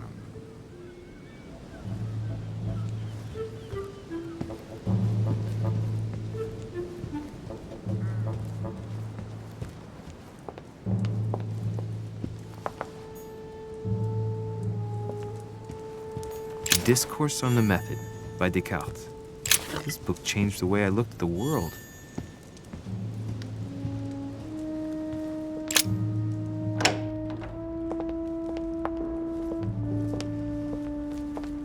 Devil's Thorn. I'll keep it.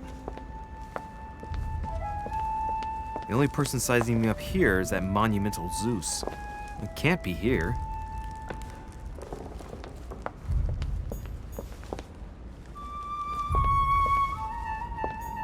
Lord Mortimer certainly has a taste for staging rooms.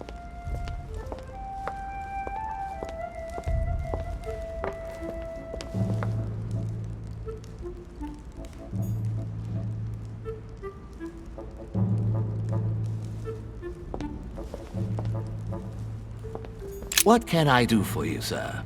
I am at your service day and night, sir.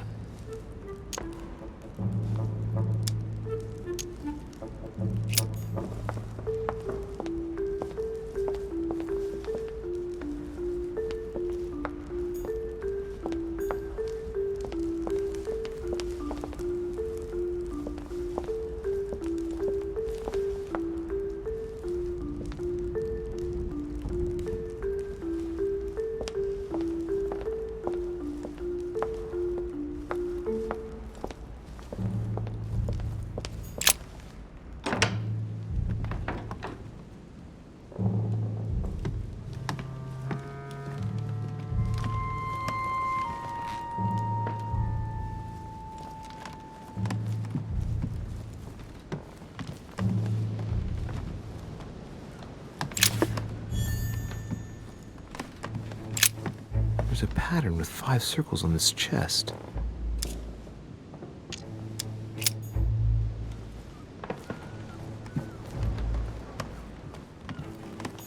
Hey, these look like pages taken from an ancient encyclopedia. Chronicles of the Amber Princes. As I recall, Dorkin was my favorite character.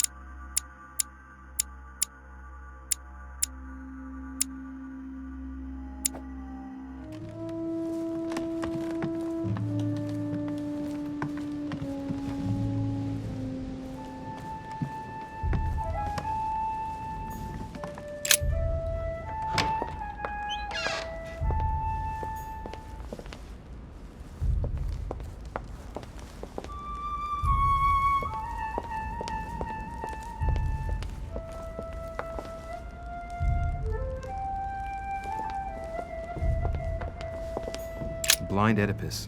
Blinded himself. What a tragic destiny.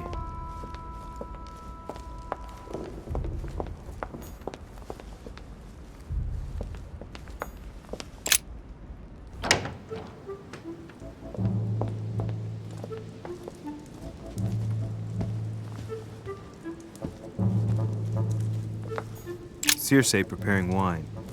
What better trap for Ulysses?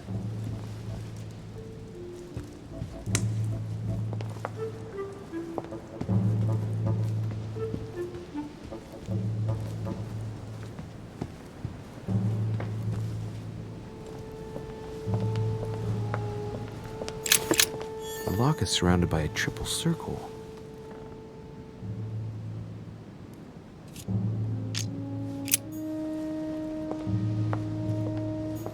Circe.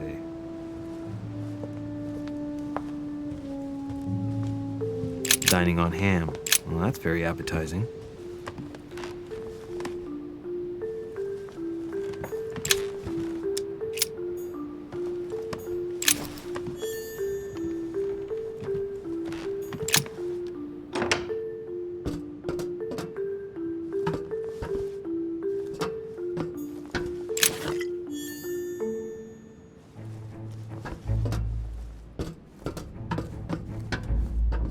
Atrus, the Miller brothers. Mother expressly forbade me from reading it. Atrus, the Miller brothers. Mother expressly forbade me from reading it. Atrus, the Miller brothers. Mother expressly forbade me from reading it.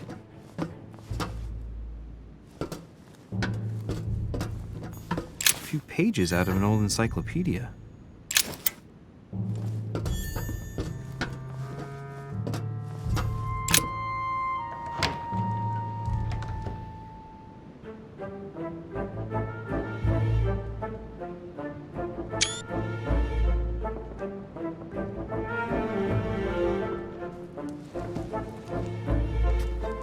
Where all eyes size you up. Chances are, that's the room my mother spoke of. And she also spoke of a Medusa. Should I go and try to find the creature now?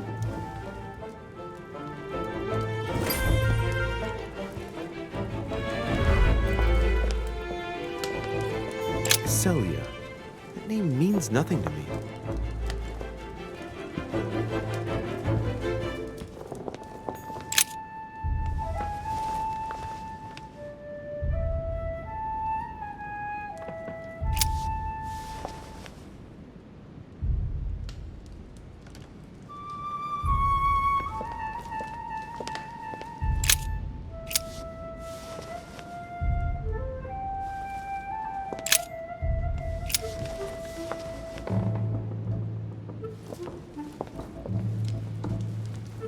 The Last Supper by Leonardo da Vinci. The last day before his crucifixion, Jesus announces that he will be betrayed by one of his disciples. Christ crucified. by Velasquez. Look, someone's left a note there. Reserved for the Duke of Alquidia.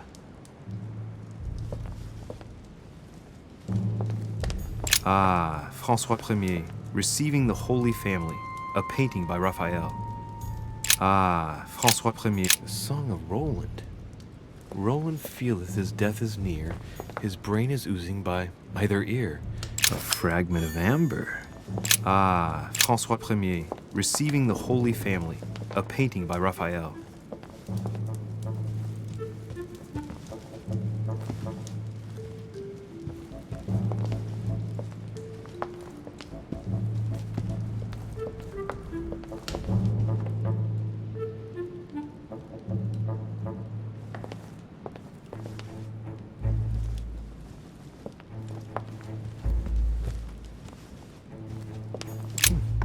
A painting with no name.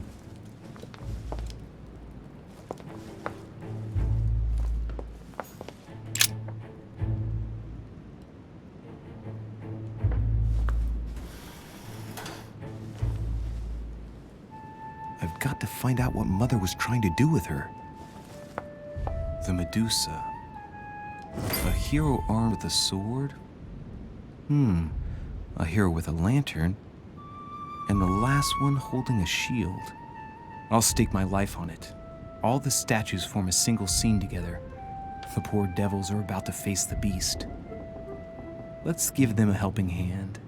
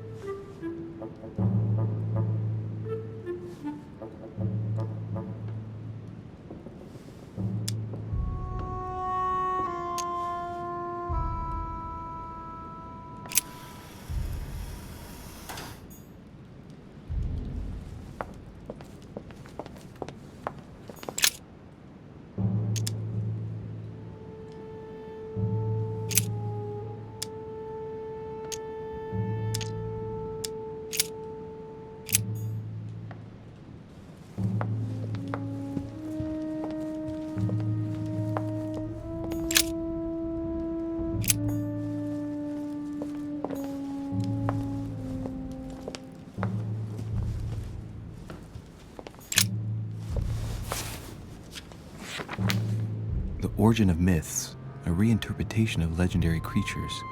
Just what I need. The text is in French on the left-hand page and in Latin on the right hand. Let's find the chapter on the Medusa. Hang on. This version is significantly different from the regular one. It recounts how men have always belittled women in society. Harpies, mermaids, the chimera, the hydra, the gorgons. Ah, the section on the Medusa. While some of the heroes divert attention from the gorgon, the hero with the sword brandishes his weapon at the Medusa.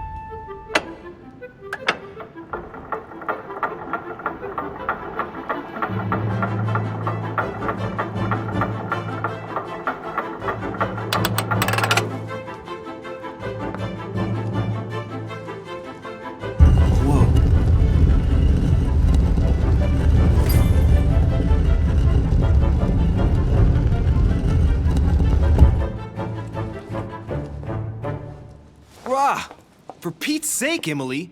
You scared the pants off me. Don't ever do that again. Well, keep your nose out of my business then. I don't know what you're talking about. First my room, now here. Stop following me, you're becoming a nuisance. Wait a minute, You're not implying that I'm here to court you, are you? Oh, Louis, I'm just stating the obvious. You wouldn't be the first, rest assured. Yeah, this is embarrassing. The worst thing is it seems to be working. Stop fooling around and tell me what you're doing here.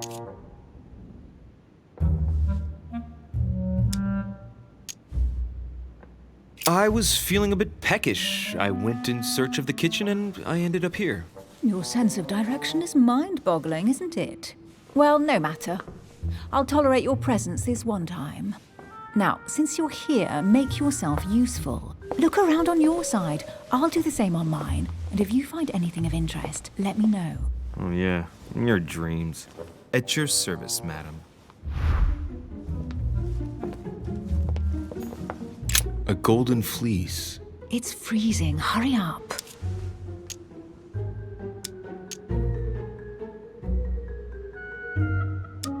Cold? You want a rug? It'll warm you up. I wouldn't be caught dead in that horrible thing. That's a pity. The gold color brings out your eyes. And your flattery brings out your boorishness. An unofficial gospel? You'd be more likely to find this kind of book at the Vatican. Nothing special. The library at Buckingham has 3.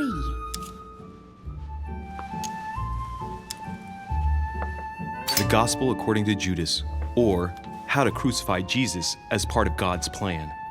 You do realize that the contents of this book could undermine the very foundations of Christianity. One more reason to leave it in the secret room of a lost manor on a private island.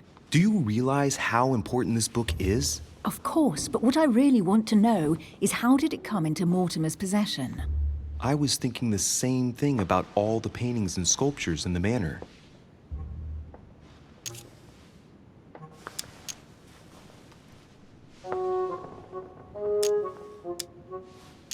How did the English manage to get their hands on them? When someone wants to attract the attention of the world's leading power, somehow the gifts just pour in. You wouldn't have gone to the Vatican recently, would you? Are you calling me a thief? Certainly not. Never entered my mind.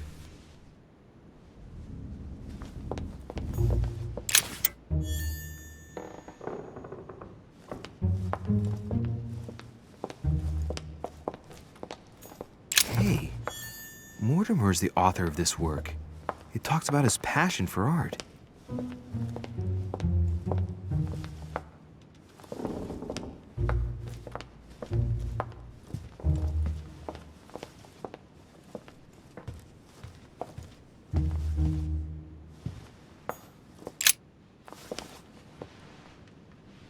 Guess what I found? The Holy Grail. Older than that. A piece of Noah's Ark. Not that old. This could go on for hours. Just tell me. Caesar's laurel wreath.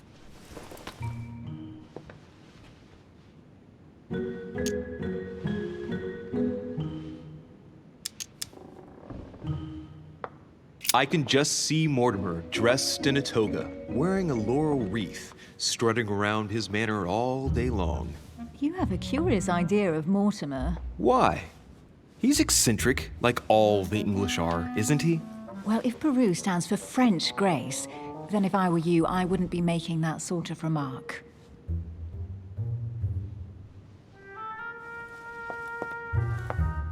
Oh, looks like a pamphlet on different political regimes, written by Mortimer himself. You should see this sword, Emily. It's magnificent. I'm busy. Describe it to me. This weapon is typically French, quite old, undoubtedly goes back to the Crusades. If it is a true Damask sword, it's worth more than a kingdom.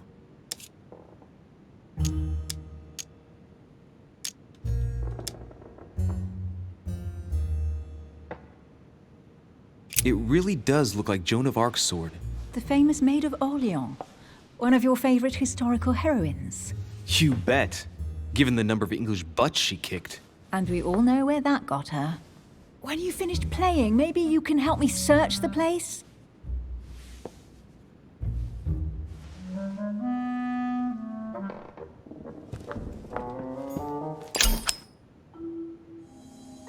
fragment of amber. Here's something interesting. A manor in Maine, hundreds of acres of land in Catalonia, properties in Shanghai. Incredible. Some of these deeds are over 600 years old, and all signed by the hand of Mortimer. I wonder if that's what inspired my mother's attention.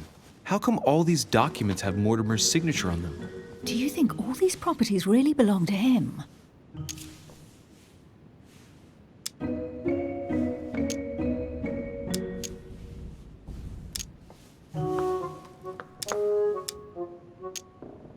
Probably, but that doesn't mean they weren't stolen.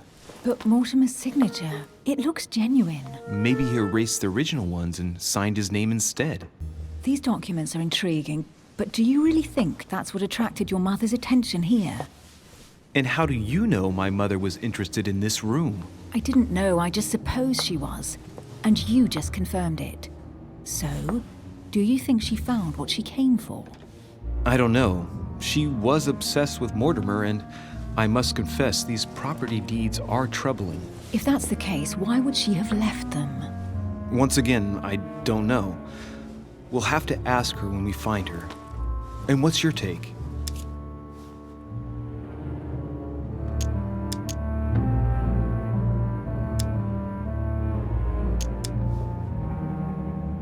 Why keep such a collection hidden in a secret room?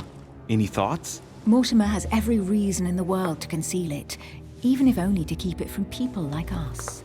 Hey, Emily, we're not thieves. We're only looking. I wonder why my mother didn't make it clear what she was interested in here. She didn't have time to write it down, or maybe she wasn't sure of what she was looking for.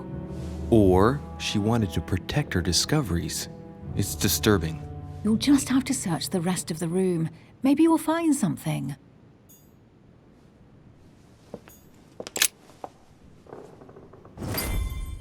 What is that you found? A cameo pendant. What's going on? Nothing. For crying out loud, Emily, you lunged for that jewel like your life depended on it. Tell me what this is about. No. I can't trust a man who sneaks into my room in the middle of the night. Are you really gonna use that against me every time we meet? It's difficult to pretend nothing happened. We just met, Louis. I like you, but I can't just suddenly open myself up like a book to you. Listen, Emily. It seems pretty obvious to me that you haven't come here for the sole purpose of sampling Mortimer's cellar. Stop all the clever evasions and just trust me. And why the hell should I place my trust in you, Louis?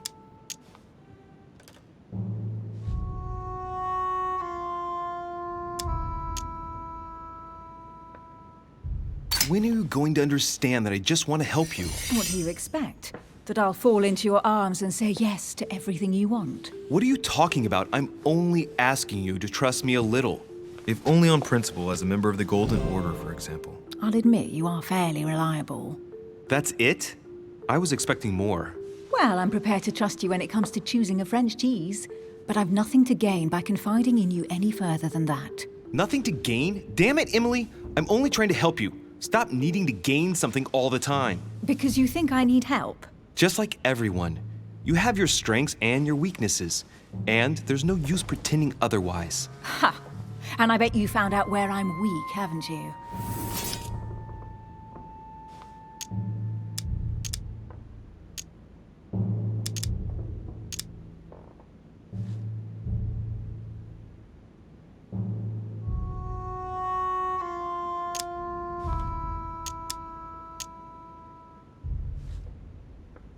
You think your scathing wit protects you, but in fact, it makes you blind. No sooner have people introduced themselves than you already see them in a bad light. You play the part of a strong woman, and yes, you are a strong woman, of course, but what I see is a sensitive young lady who lacks self-confidence. Stop adopting a defensive posture, and you'll see just how quickly new doors will open. There is some truth to what you say. I might have some weaknesses, but I don't need your help to overcome them.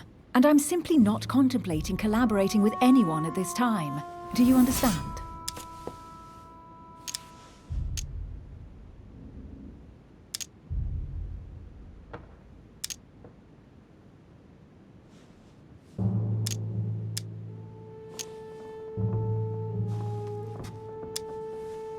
Yes, You're the kind of girl who gets by on her own and who shares nothing. The fact is, you are completely mistaken about me. I already have a work partner. I know my weaknesses. I don't doubt that your abilities will be of use to me, but I already have all that, thanks to my teammate. Is there any chance you might tell me who he is? No, I've already said too much. Consider yourself lucky I've even given you this much. It's extremely rare, believe me. Come on, don't stop now that you've come this far. You know that eventually I'll end up making you talk. Well, since no one can resist you, let's see if you can guess who my partner is. You're a gambler. So, your partner is...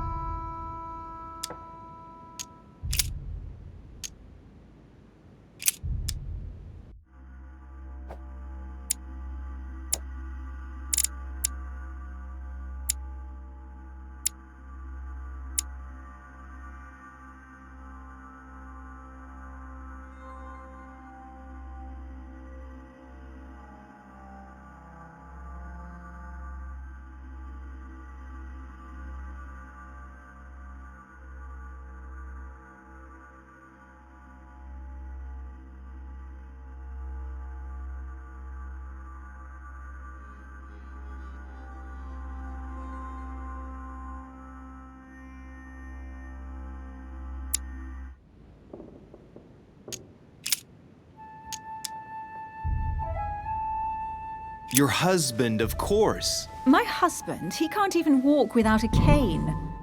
Poor old man. Let him live out the rest of his days in peace. How nice for him.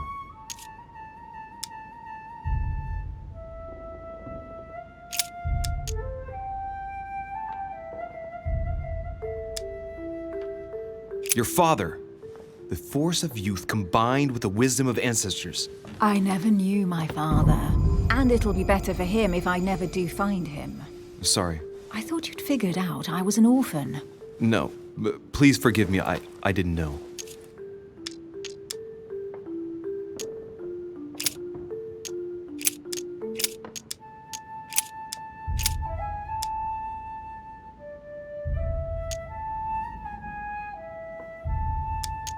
It's as obvious as it is surprising. You're my mother's hard-hitting partner. Oh, God, do you really believe the nonsense that comes out of your mouth? Well, a second ago I did. A little. Sorry, Louis, your mother is not my partner. Right, time is short. You haven't convinced me. I prefer to remain discreet. Don't take it the wrong way. All I can tell you is I'm looking for my sister.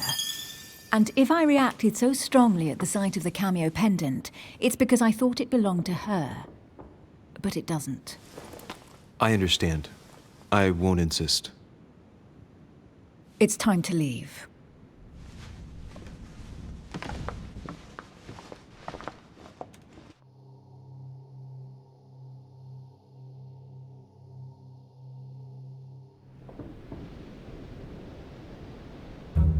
So, what do you think of our first adventure?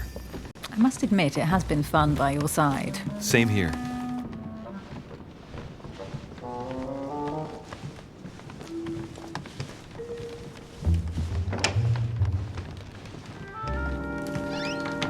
Oh, she's been drinking too much again. Louis, I need to talk to you right now. Good evening, Elizabeth. Actually, this is not a good time. I'm begging you, please don't leave me alone. I'll be waiting for you in your room, but don't be late.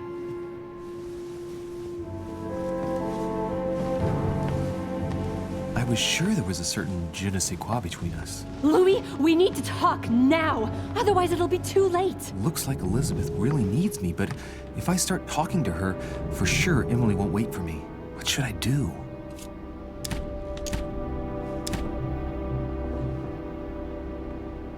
Sorry, Emily, but I can't leave Elizabeth like this. All right, Elizabeth. How can I help? Thank you. Come on, follow me.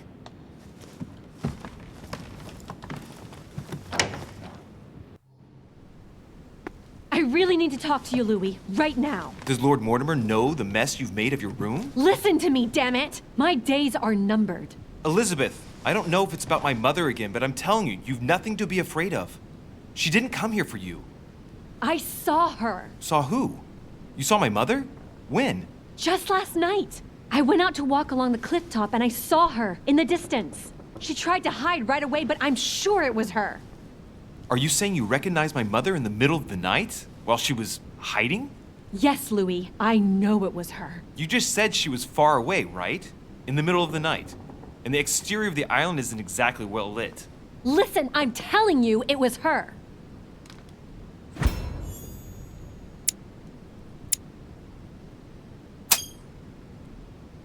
She doesn't hesitate on her answers. She's not trembling.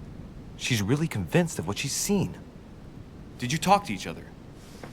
No, she was far away. I didn't make any noise, and then she was gone. Have you told anyone you've seen her? Sir Holmes? Mortimer? You don't understand. It's her. She's here. Yes, I understand. No, you're not listening. The moment I saw her, I was overcome by spasms. She's here. I'm telling you, it was her.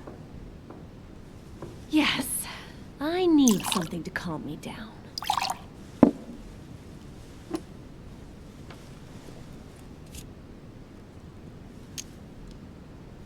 I'll drink with you, but let's go easy on it, okay?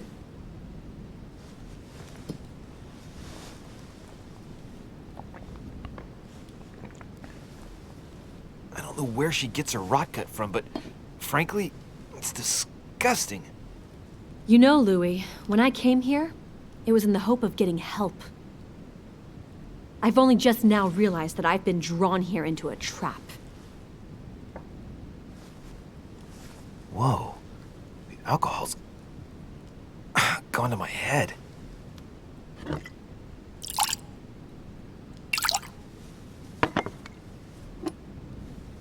Here, the condemned's last drink. Elizabeth, alcohol never solves anything. I'm gonna stop now. Listen up. You want to know what your mother was capable of, right? You want to know the reason why.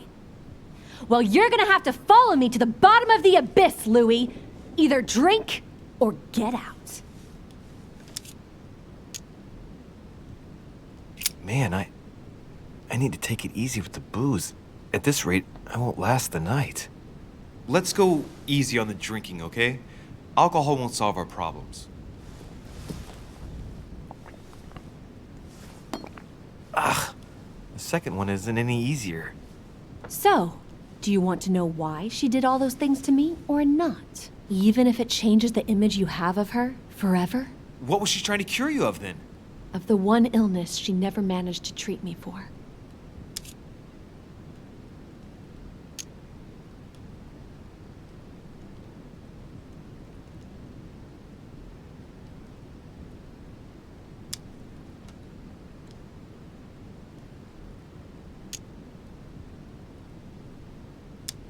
Come on, Elizabeth. We have to finish what we started.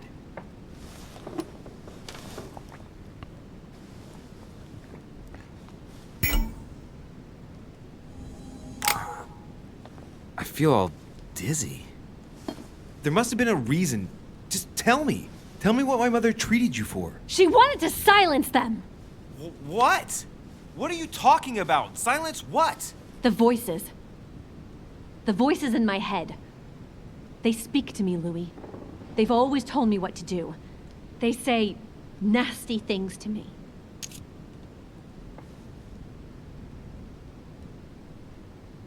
Elizabeth, are you saying that spirits talk to you?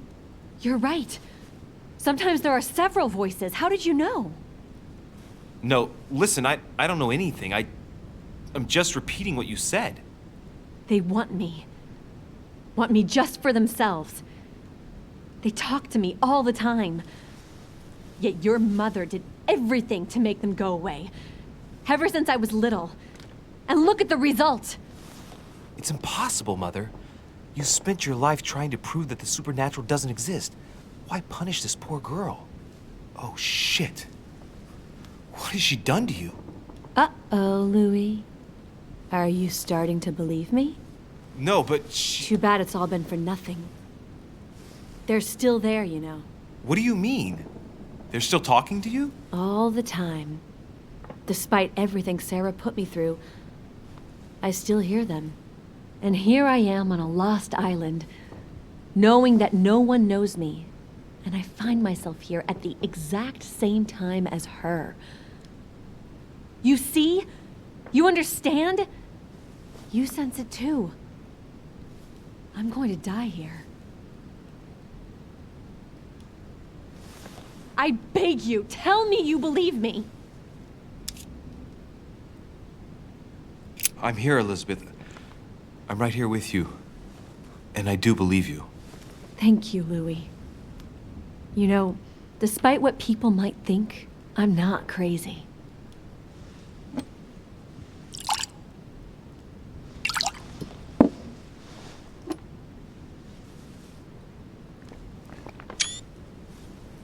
My God, Elizabeth, how's this possible? Welcome to my world, Lil Louis. Welcome to my life.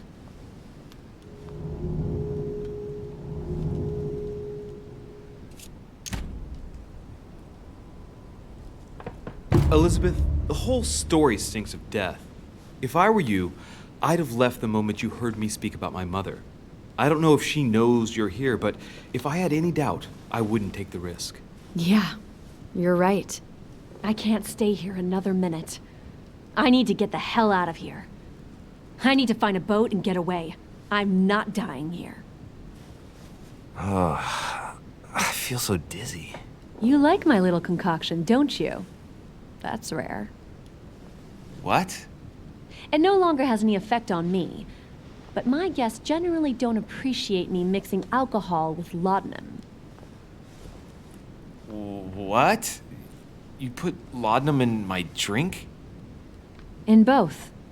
Don't worry, my little Louis. We'll sink down to the bottom together. Oh man, I feel like puking. I really feel like shit. I gotta get back. Don't worry, Louis. I'm here now. I'll take good care of you, and then I'll leave. Don't touch me! Just leave. If I get up, I'll fall.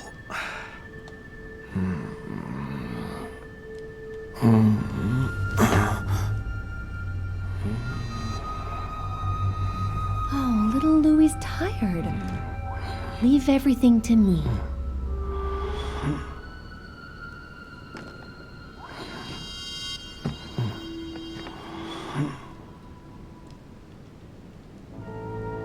Just let go.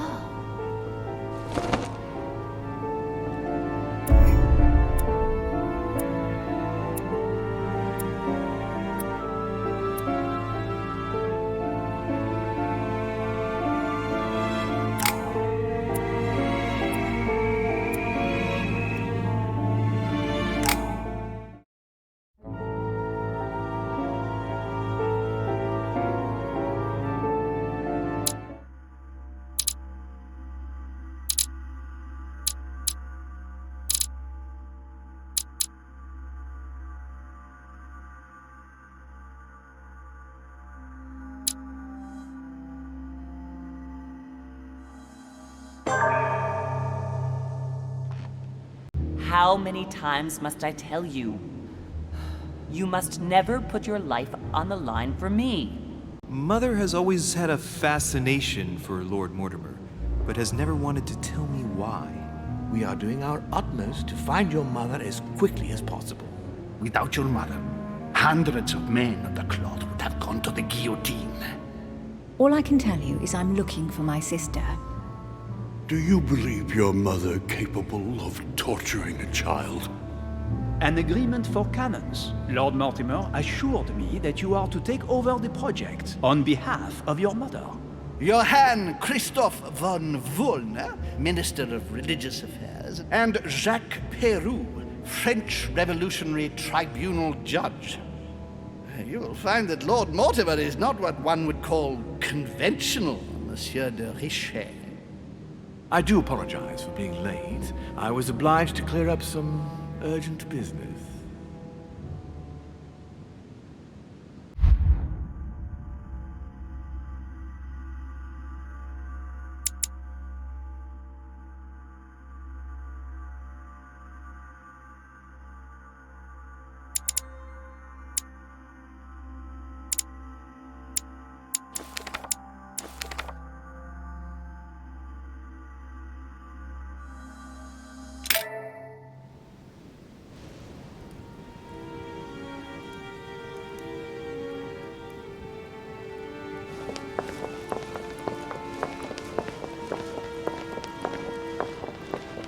At last we meet, Monsieur de Richet.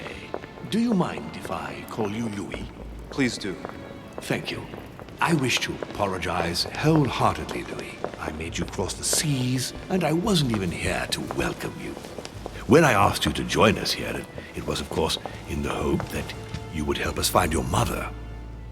Unfortunately, I am now confronted with another problem, which I would rather have done without. You see, last night, Miss Adams also went missing.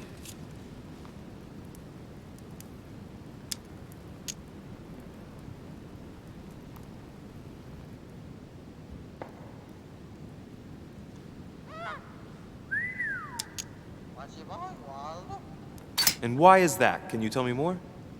I have had my people searching for her all over the island. Alas, to no avail. It so happens that both her mental and her physical health are extremely fragile. I'm worried that the same thing happened to her as to your mother. Also, I would appreciate it very much if you could tell me what you were doing on the floor in her room in the early hours It's of quite the morning. normal. I can explain everything. Oh, well, I'm glad to hear it. You see, Sir Gregory is about to arrive, and he's taken Elizabeth's disappearance very, very seriously. Please, reassure him so that we can talk about your mother. William, I would like to see you a moment before we begin. In private. Let's step outside a moment. Louis, this will only take a few moments.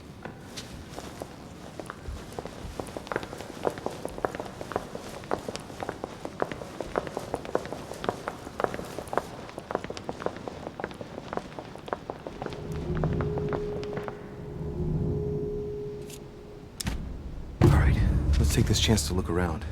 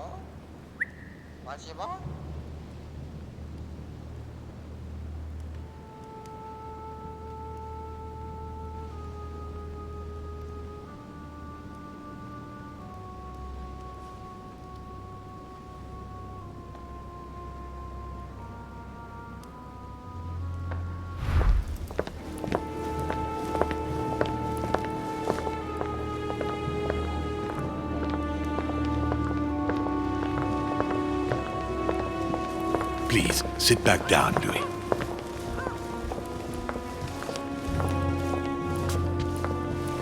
This sort of behavior is not working in your favor, young man. Gregory, Louis told me we needn't be concerned. Of course. Monsieur de Richet, the situation seems to escape your grasp, so I won't beat about the bush. Did you kill Elizabeth Adams? What? Elizabeth is dead? No. Now let us remain calm. We do not yet know, Gregory, precisely what has happened to our poor Elizabeth. I beg your pardon? So what are you accusing me of then? We must remain calm, Gregory. We have found no evidence that would suggest that Elizabeth has been murdered. For the time being, she has only disappeared. Let's stick to the facts, if you please. Well, where is she then?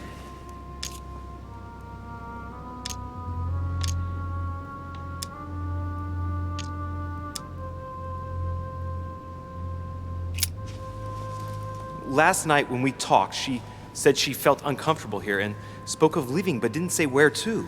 Knowing Elizabeth, I am sure she must have spoken to you about your mother. I don't see the connection. What has my mother got to do with this? Gregory is suggesting he isn't certain that Elizabeth has left the island, and that some misfortune might well have befallen her during the night. But that's not the case. Well, that's what you say. You are the last person who saw her alive. There might well be any number of reasons why you wanted her silenced. No one can substantiate your claim that she left as you said she did, Louis. Damnation, William. This is a fiasco. Sir, you don't seem to realize just how serious this is. Let's try and remain calm, Gregory. In any case, it would be far better if Elizabeth really has left the island, as Louis says. Why do you think she wanted to leave?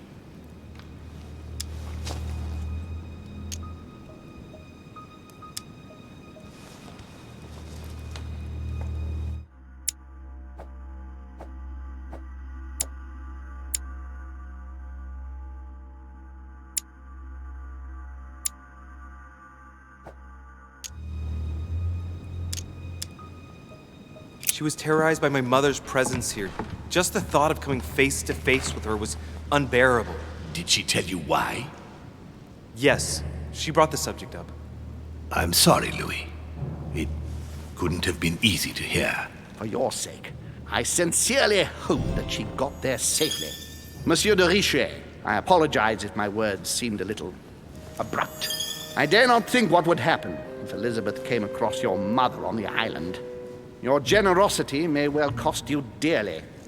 I understand, my lord. I certainly regret it. You don't need us for any of this. So come along, Monsieur Peru. We are leaving.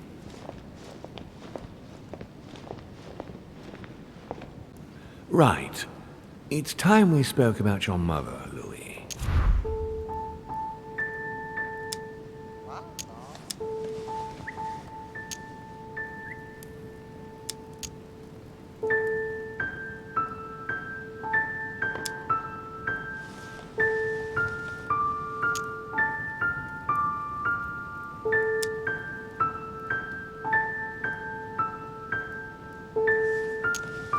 She seems to be making every effort to steer clear of your guests. What do you mean? For the past few weeks, my mother's been playing cat and mouse, if you will. I don't know why, but it wouldn't surprise me to learn that she's trying to avoid someone. The question is, who? And in your opinion, would she be the cat or the mouse?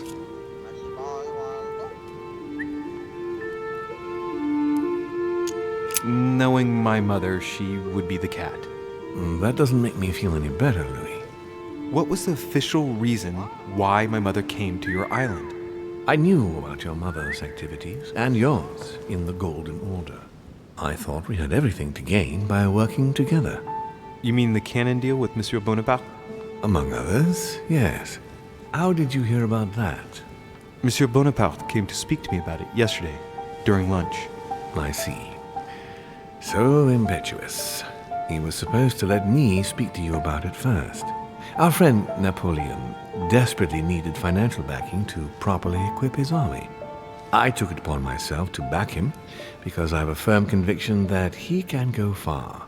We shall see. However, there's one thing that surprises me.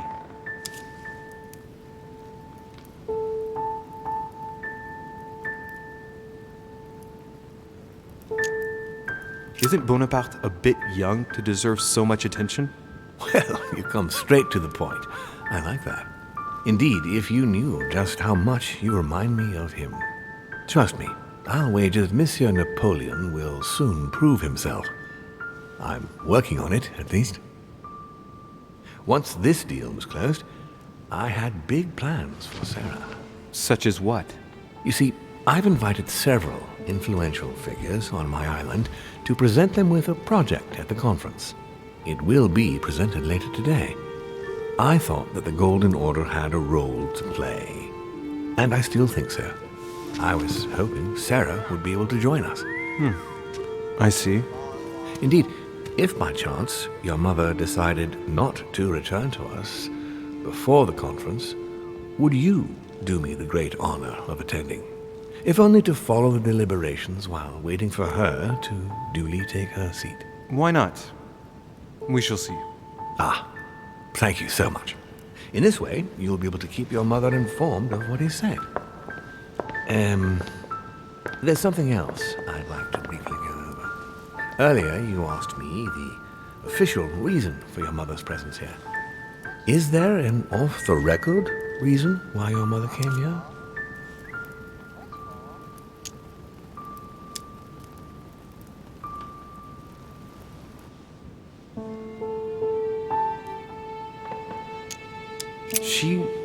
She was looking for someone. What do you mean? In Paris, we were working on a smuggling case to do with occult objects. We had just arrested a dealer who intended to go to you to meet a buyer. My mother was here to find out to whom he intended to sell his stolen treasure. What was the name of your dealer?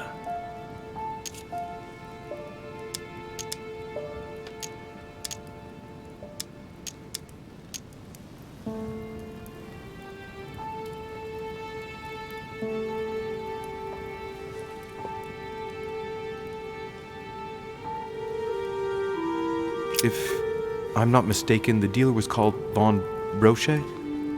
Name means nothing to me. There's something I still don't get. In your opinion, why would your mother remain in hiding over several weeks?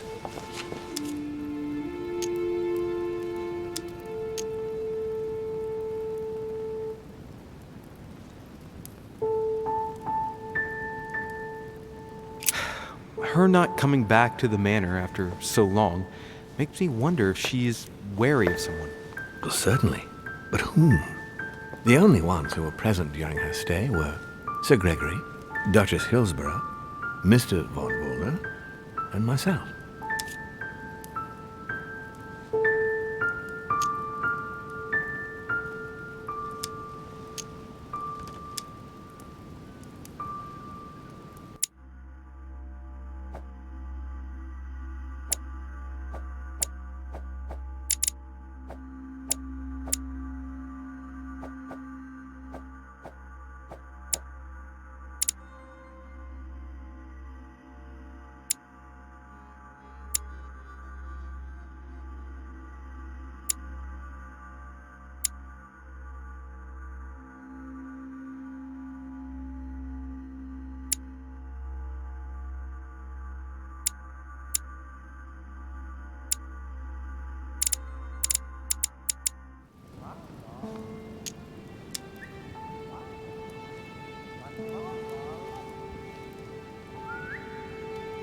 And what about Mr. Von Wollner? Do you know him well?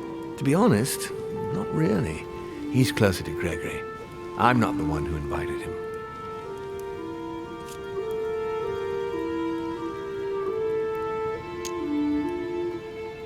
It is my understanding that he managed to form alliances with the right people at the right time. Yes, apparently so. It is my understanding that he didn't really get on with the previous Prussian monarch, Frederick II, the father of the current king. But he was clever enough to position himself with his son, the current king of Prussia, Frederick William. The only thing I can tell you is that Sarah had indeed changed. At the beginning of her stay here, we enjoyed spending time together, solving the world's problems.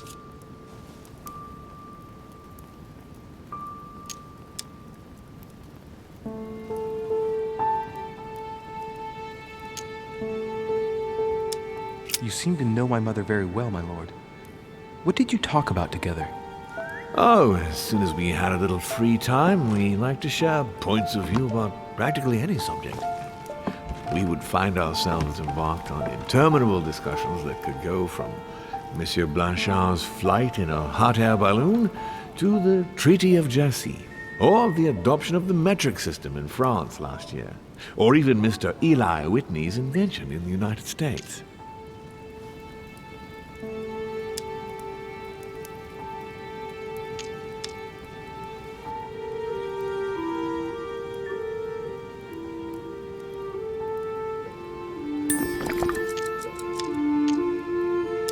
My mother must have undoubtedly taken great pleasure in these exchanges. She always was one to appreciate broadening her knowledge. I'm surprised she didn't get you started on the Crusades. It was her favorite subject. Are you joking? Sarah and I spent entire days together reliving them.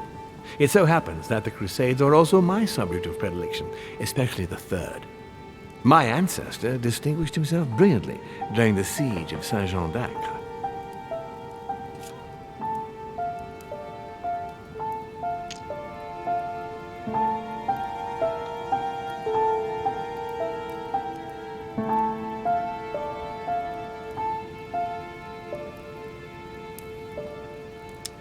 Unfortunately, my lord, the Crusades are not my chosen field. Well, it doesn't matter. You have plenty of time to learn. Your mother is a very well-read woman. You're quite lucky to have her as a model, Louis. Yes, I know, but I'm still very worried. I must admit, there are worse things to worry about now, Louis. What do you mean? Since she disappeared, your mother has been seen once. Her behavior on the evening of your arrival greatly surprised Gregory and myself. She resurfaced to attack Emma, Emily Hillsborough's twin sister. And she shot her with a pistol. Then, before Gregory could intervene, she ran off and disappeared again. I beg your pardon? Hang on. Emily has a twin sister who knew my mother? What's she playing at, goddamn?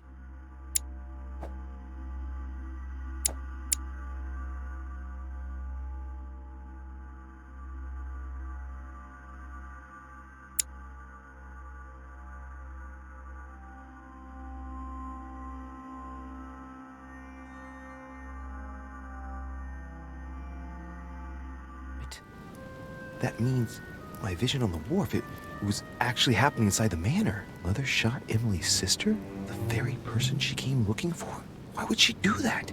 Excuse me, but between that and the childhood of Lady Adams, it's all a bit much for me to cope with. I need to piece it all together again to see things more clearly. You said that you spent a lot of time talking together at the beginning. What happened for that to change? I'm afraid I haven't much to tell you. The more the days went by, the more she withdrew into herself. She never gave me an explanation, until the day came when she purely and simply disappeared. Where did she go when she wanted to be alone?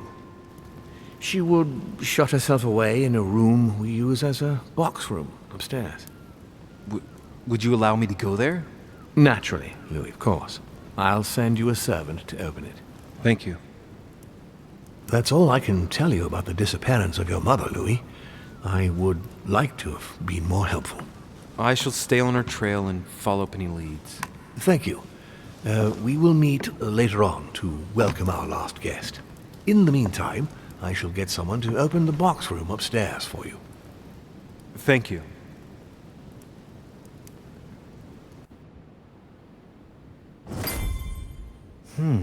The room is just opposite Mortimer's study.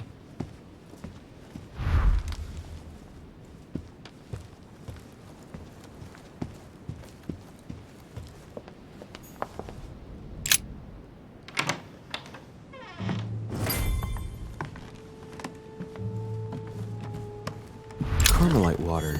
They say that if you drink this, it gives you St. Paul on the road to Damascus by Caravaggio.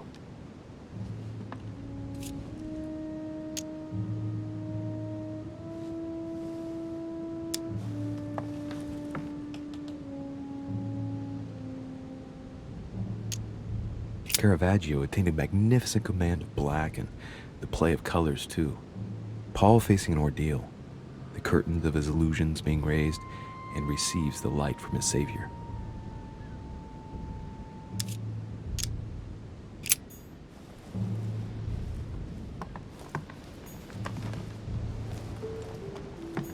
Dante's Paradise. Raise your head and be reassured, for what comes up here from the mortal world must ripen in our rays. There are burnt papers in the chimney. There's a legible fragment left. Hey, I recognize my mother's handwriting. She says, we must find a safer way to communicate. Someone is onto us. Trust in my faith in the man with the sword. So Mother had an accomplice here. Who could it be? Who could she be suspicious of? I must find the next part. Faith, sword. I recognize her love of riddles there.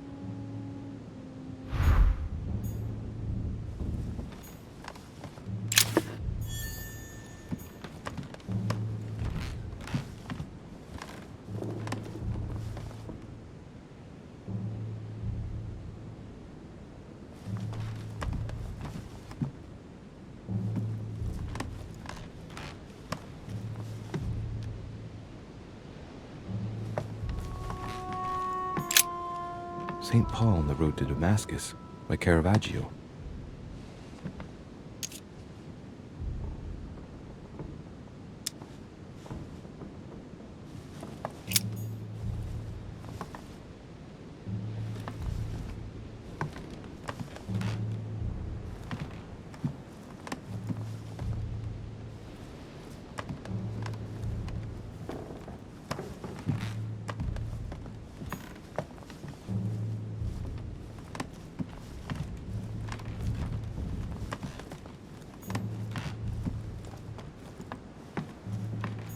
Dante's Paradise.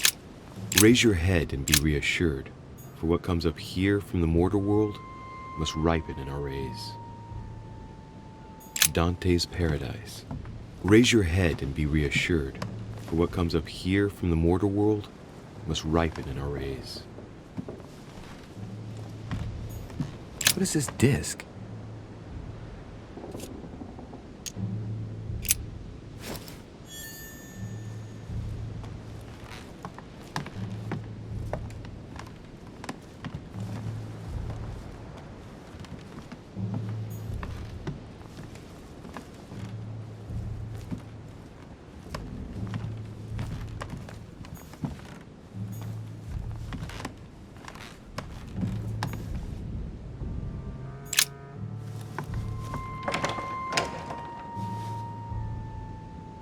The door appears to be locked on the other side.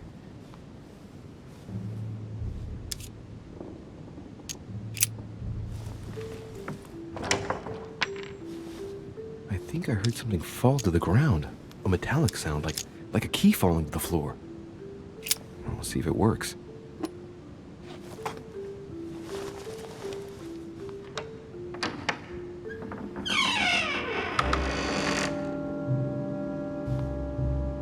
It's open.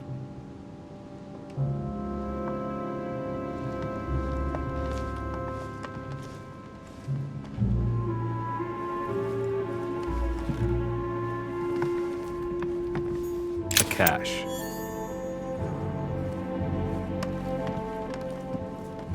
Great. Honey. St. Paul painted by Guido Reni.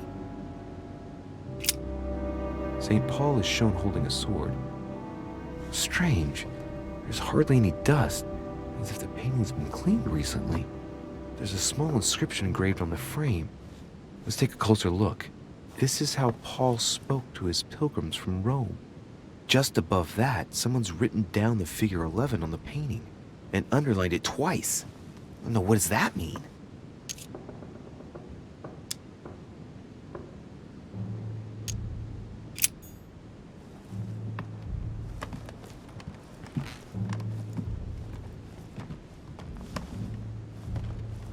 Devil's thorn, to be used to uncover the best disguised traits.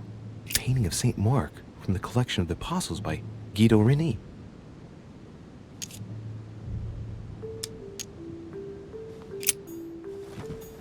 several portraits of apostles, all signed by Guido Reni.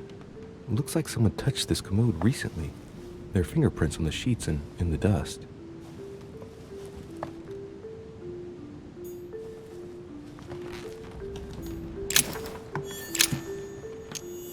It's St. John, painted by Guido Reni.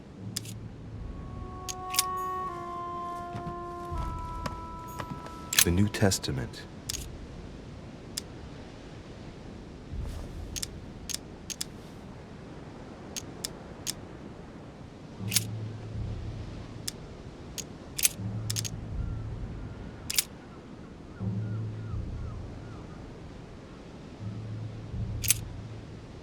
And it came to pass in those days that Jesus came from Nazareth of Galilee and was baptized by John in Jordan.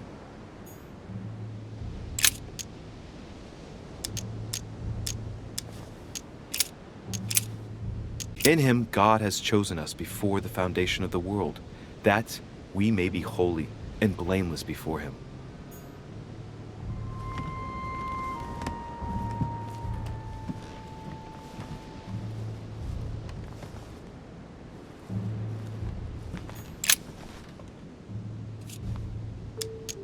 A drawing of the Apostle Matthew, painted by Guido Reni. He's represented as writing the word of the Lord, transmitted by the Holy Spirit, who appears here in the guise of an angel.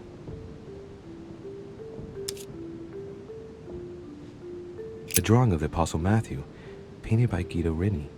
He's represented as writing the word of the Lord, transmitted by the Holy Spirit, who appears here in the guise of an angel.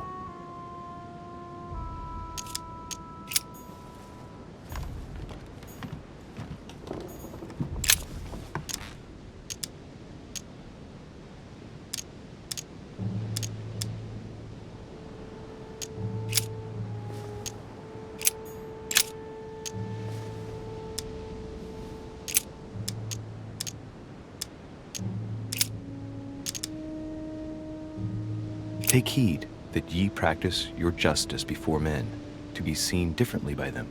Otherwise, ye shall have no reward of your Father which is in heaven.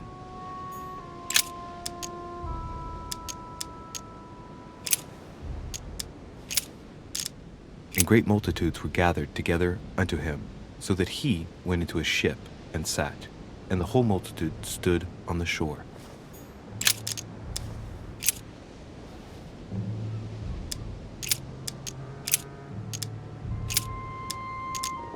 But Jesus turned him about, and when he saw her, he said, Daughter, be of good comfort, thy faith hath made thee whole. And the woman was made whole from that hour.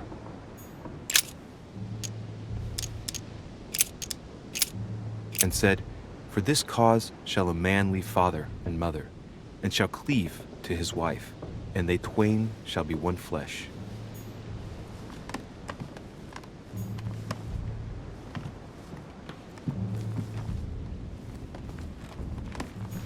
St. Paul, painted by Guido Reni.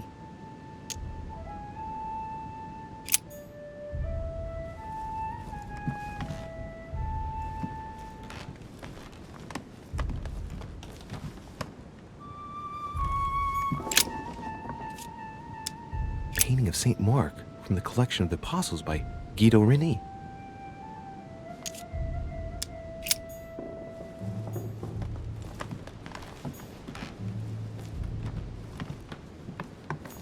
Chest with the occult symbol representing air.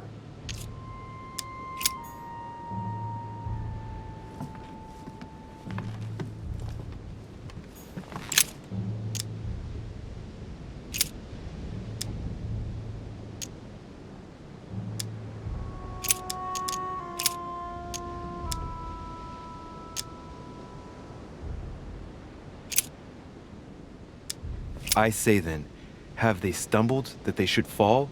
God forbid, but rather through their fall salvation is come unto the Gentiles, for to provoke them to jealousy. Oh, wait, a note from Mother is carefully folded between the pages here.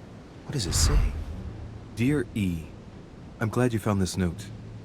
I was afraid the code of the two groups of pilgrims would mislead you. Pick up the package. You know where, and hide it where no one will find it. It's imperative. awaiting your reply, hidden behind the youngest apostle. What? The youngest apostle? What does Mother mean by that?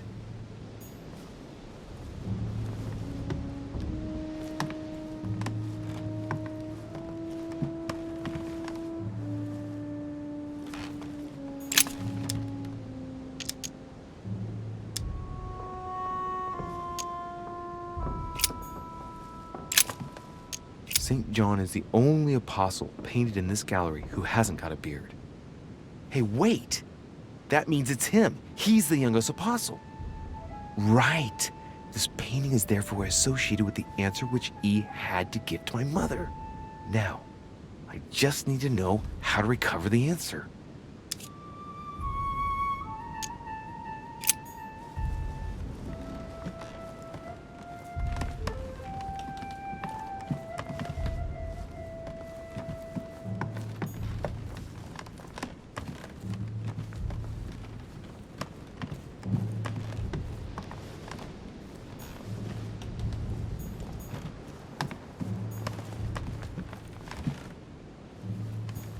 Several portraits of apostles, all signed by Guido Reni. Looks like someone touched this commode recently. There are fingerprints on the sheets and in the dust.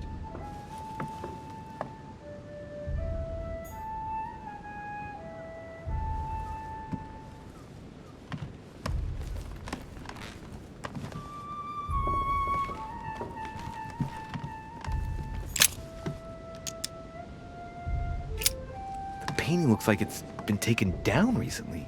But wasn't my mother said that she would wait for an answer hidden behind the apostle?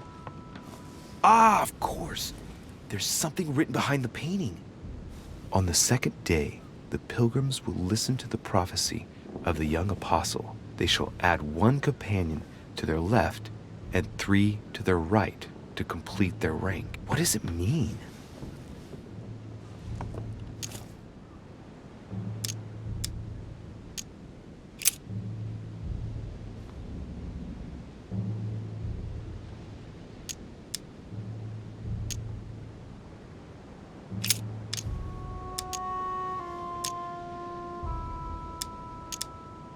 On the second day, the pilgrims will listen to the prophecy of the young apostle. They shall add one companion to their left and 3 to their right to complete their rank. What does it mean?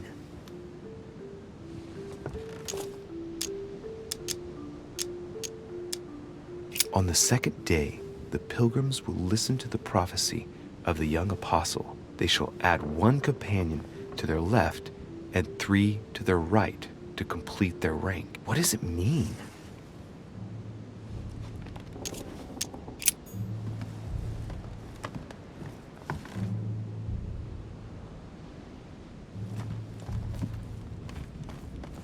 St. Paul painted by Guido Reni.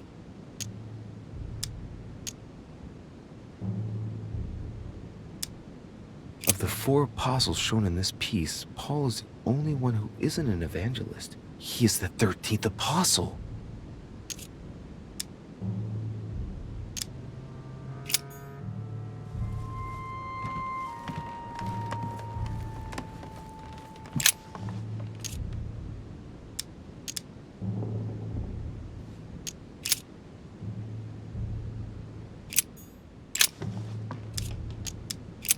There's nothing worth noticing here.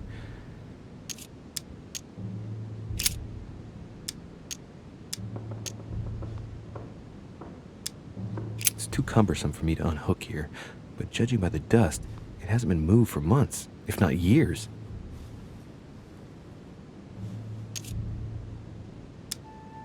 No, nothing of value here.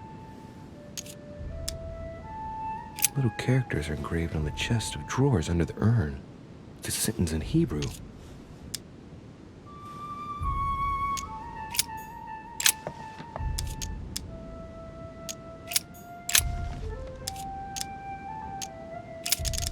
There are finger marks, deliberately drawn in the dust. 8 in all.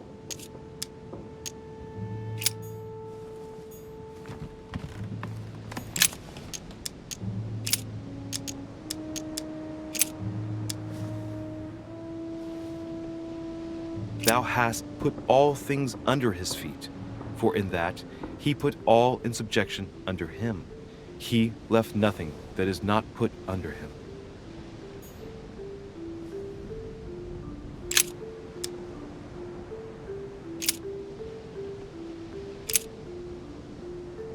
But that which beareth thorns and briars is rejected, and is nigh unto cursing, whose end is to be burned. Here's a message. There are some complications. Indeed, the Prussian is insistent.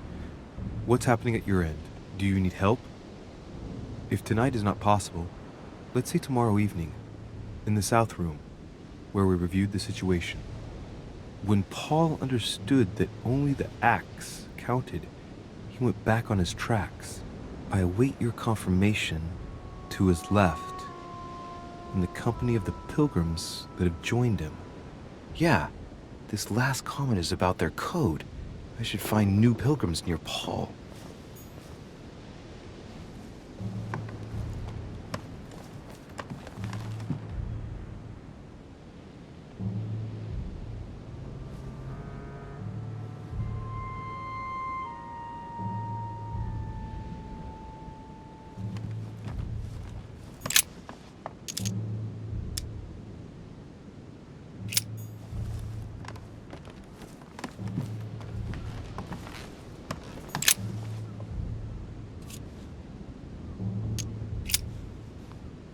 There's something else behind this painting.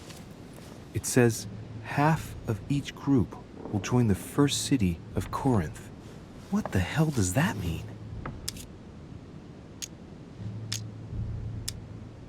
A drawing of the Apostle Matthew, painted by Guido Reni. He's represented as writing the word of the Lord, transmitted by the Holy Spirit, who appears here in the guise of an angel.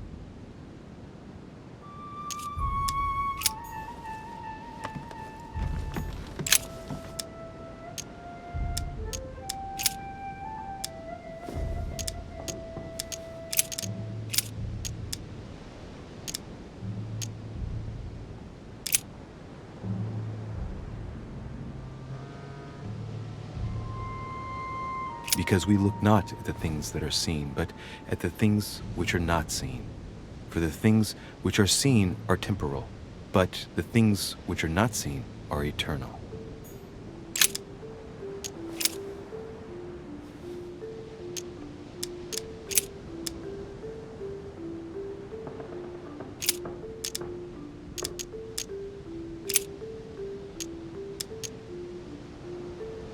For we are unto God a sweet savor of Christ, in them that are saved, and in them that perish.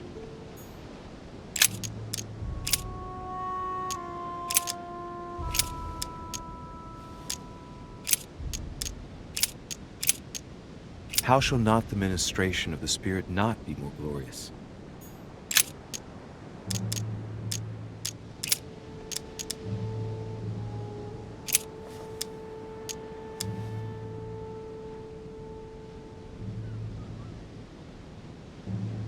For you are bought with a price. Therefore, glorify God in your body and in your spirit, which are God's.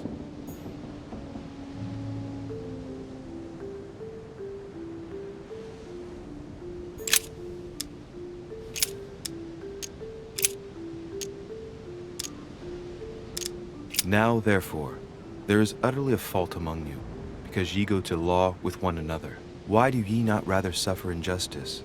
Why do ye not rather suffer yourselves to be defrauded? Ah, look, here's a message. It is of paramount importance that no one finds it. Watch out for the Prussian. He's on the trail. Let's meet up. I'll leave it to you to organize the rendezvous. Not today. I'm unable to do it. In the meantime, I'll follow the first group to Mark, who will reveal the answer to them. And that first group of pilgrims, how many are there now? If I refer to the chapter I'm reading at the moment, 6.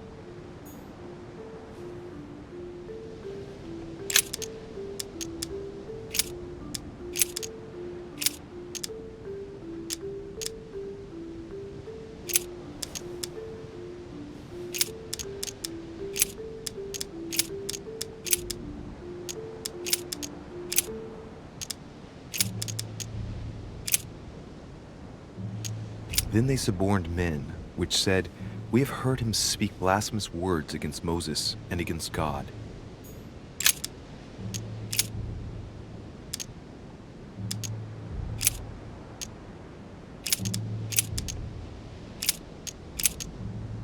For you are bought with a price. Therefore, glorify God in your body and in your spirit, which are God's.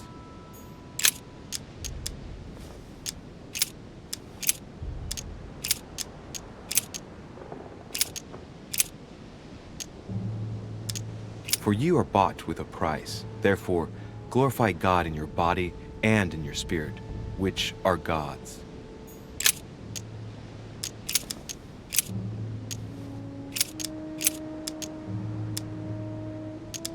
Stand therefore, having your loins girt about with truth, and having on the breastplate of righteousness.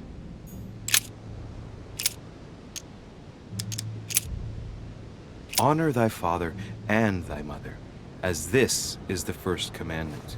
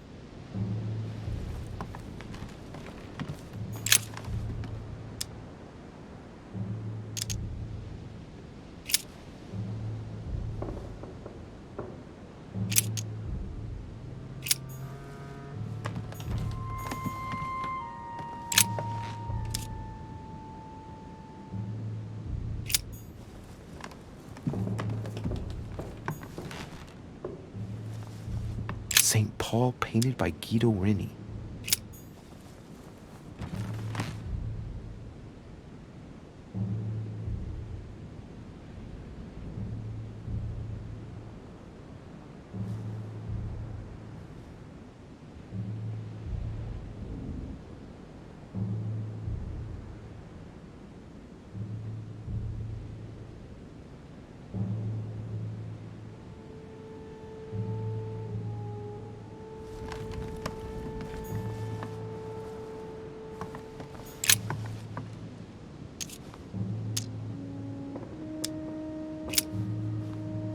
There's something else behind this painting. It says, half of each group will join the first city of Corinth. What the hell does that mean?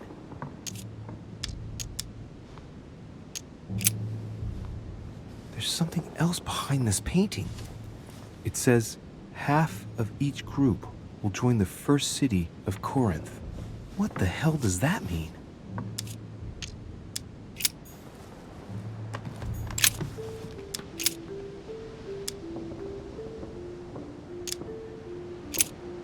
This I say therefore, and testify in the Lord, that ye henceforth walk not as other Gentiles walk, in the vanity of their mind.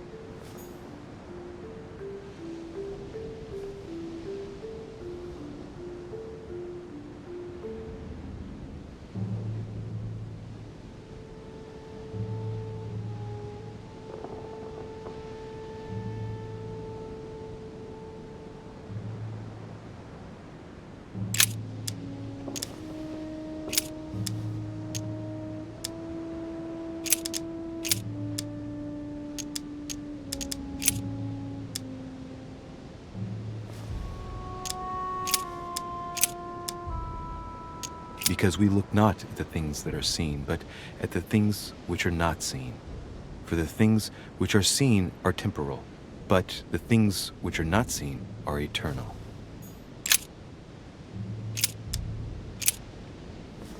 Whose end is destruction, whose God is their belly, and whose glory is in their shame, who think only of earthly things.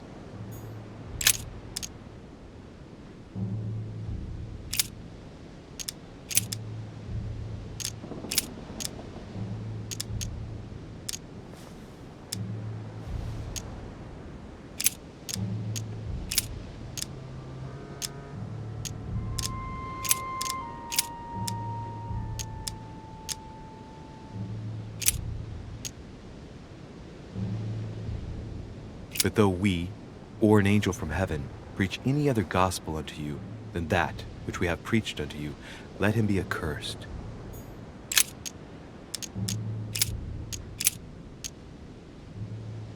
Dear E, I'm glad you found this note. I was afraid the code of the two groups of pilgrims would mislead you. Pick up the package. You know where, and hide it where no one will find it. It's imperative. Awaiting your reply, hidden behind the youngest apostle. What? The youngest apostle? What does Mother mean by that?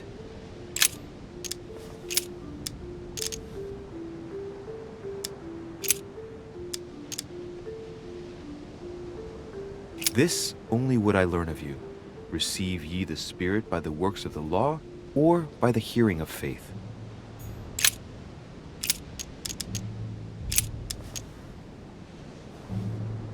For we know that the law is spiritual, but I am carnal, sold under sin.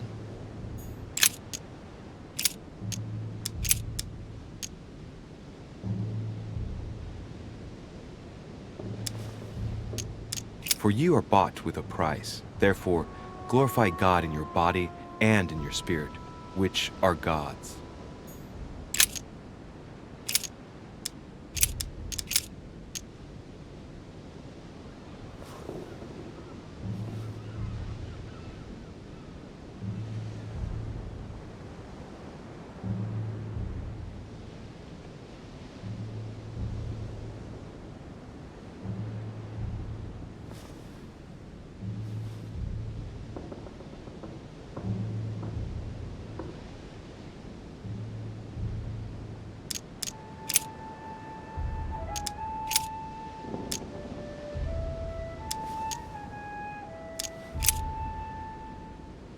And it came to pass in those days that Jesus came from Nazareth of Galilee and was baptized by John in Jordan.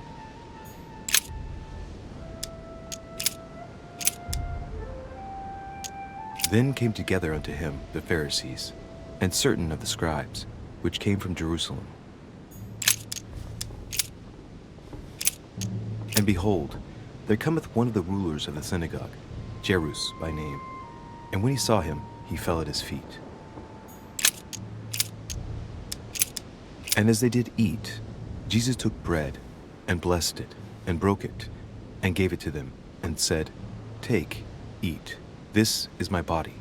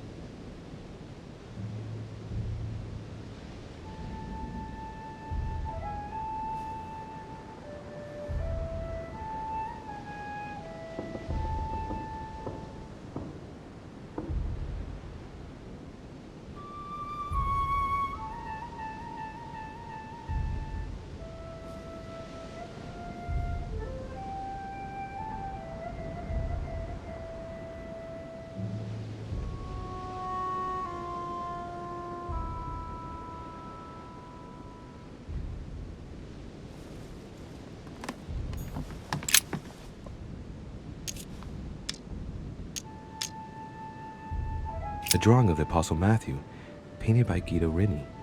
He's represented as writing the word of the Lord, transmitted by the Holy Spirit, who appears here in the guise of an angel.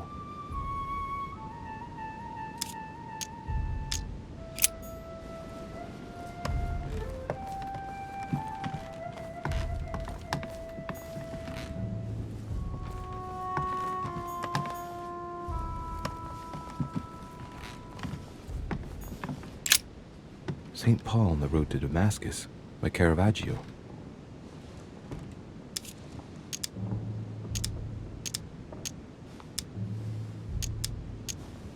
Caravaggio attained a magnificent command of black and the play of colors too. Paul facing an ordeal, the curtains of his illusions being raised, and receives the light from his Savior. St. Paul is the only saint to be presented twice in these paintings, contrary to the other apostles. How come?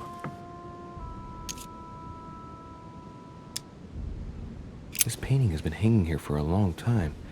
A lot of dust is built up on it. Well, a finger has drawn a number in the thin layer of dust. I can read the number 4.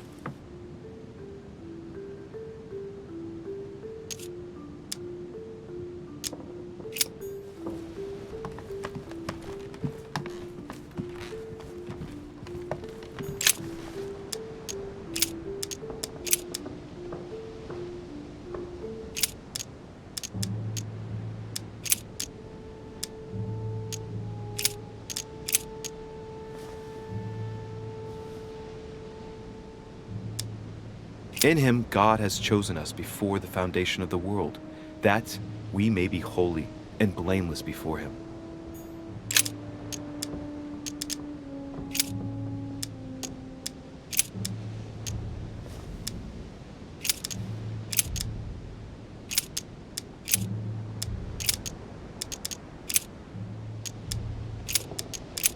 Dear E, I'm glad you found this note.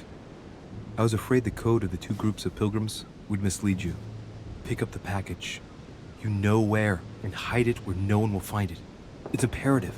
Awaiting your reply, hidden behind the youngest apostle. What? The youngest apostle? What does Mother mean by that?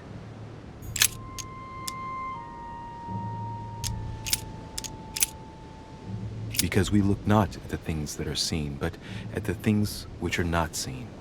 For the things which are seen are temporal, but the things which are not seen are eternal.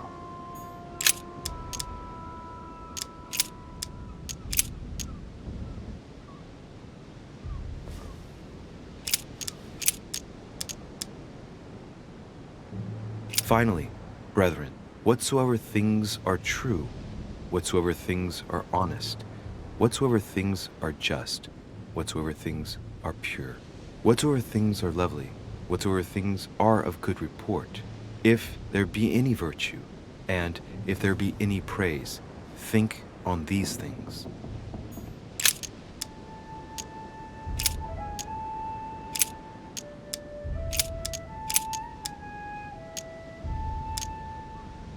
In him God has chosen us before the foundation of the world, that we may be holy and blameless before him.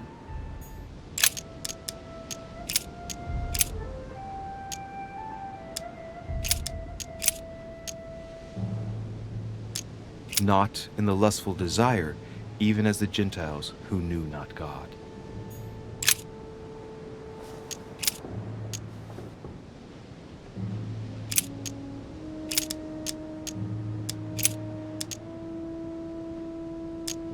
This I say therefore, and testify in the Lord, that ye henceforth walk not as other Gentiles walk, in the vanity of their mind. I guess I'll just come back later.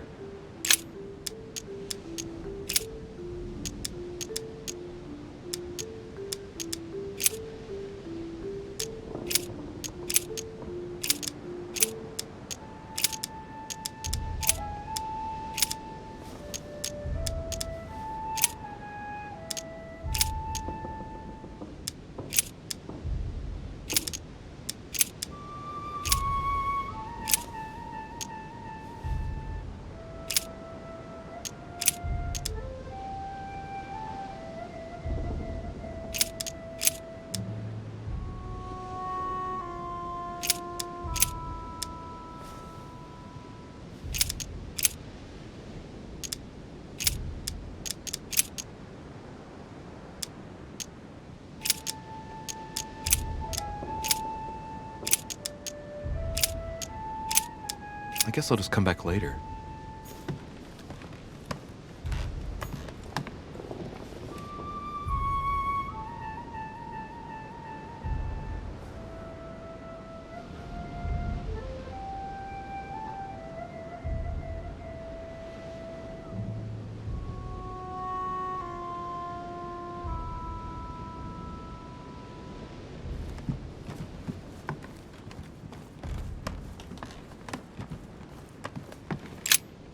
St. Paul on the Road to Damascus by Caravaggio.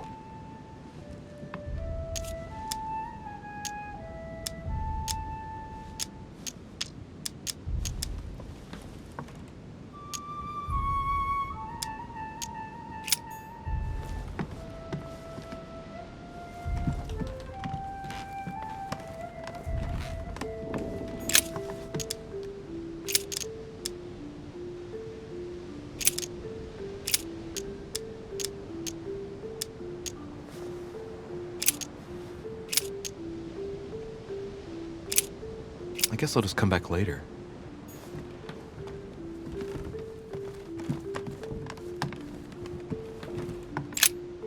St. Paul on the Road to Damascus by Caravaggio. A fierce opponent of the first Christians, St. Paul is suddenly struck by the call of Jesus Christ and converts. It's the best-known conversion in Christian history, which teaches us that even enemies of Christ can be saved, and even become his greatest apostles after finding faith. From what I can recall, the account of his conversion could be found in the epistles to the Galatians, the Philippians, the Corinthians, and the Acts of the Apostles.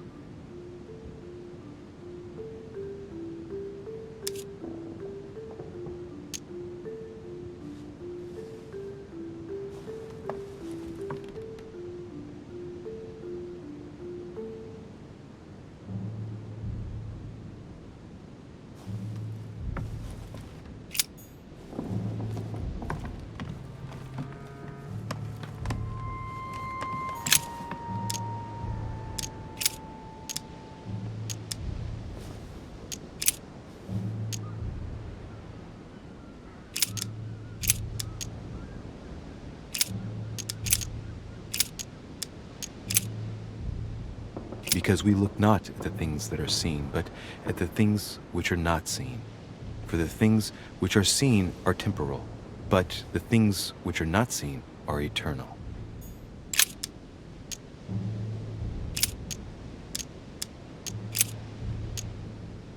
Finally, brethren, whatsoever things are true, whatsoever things are honest, whatsoever things are just, whatsoever things are pure, whatsoever things are lovely, whatsoever things are of good report, if there be any virtue, and if there be any praise, think on these things.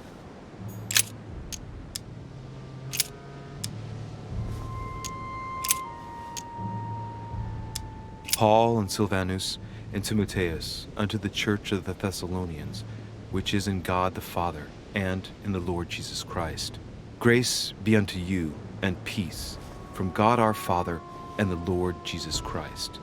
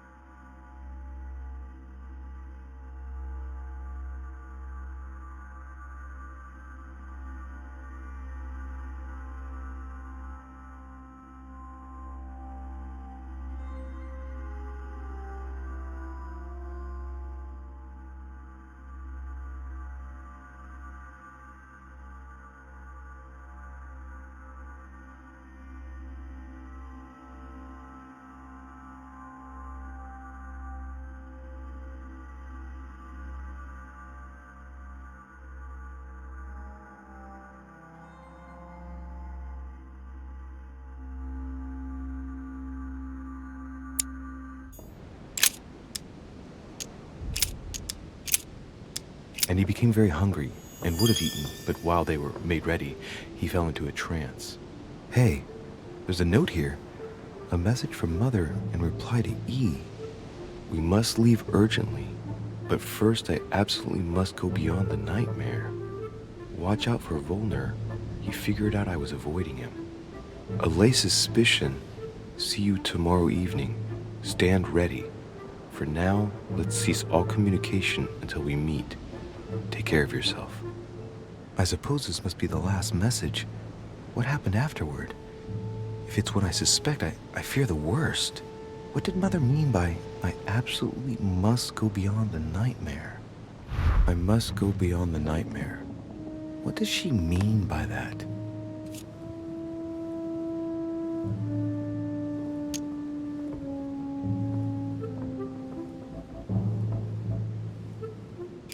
Guessing it's a metaphor. I need to figure out what this means.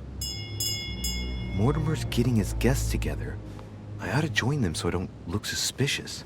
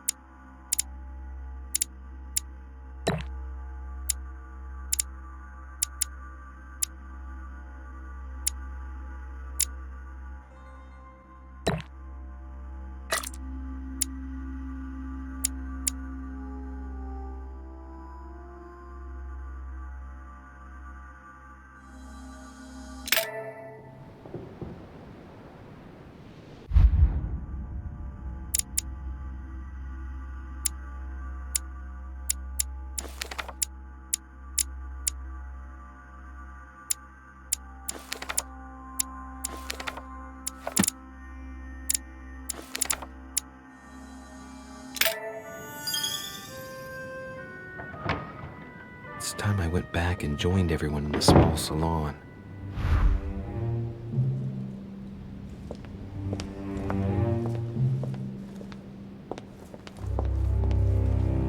You are expected in the small salon, sir.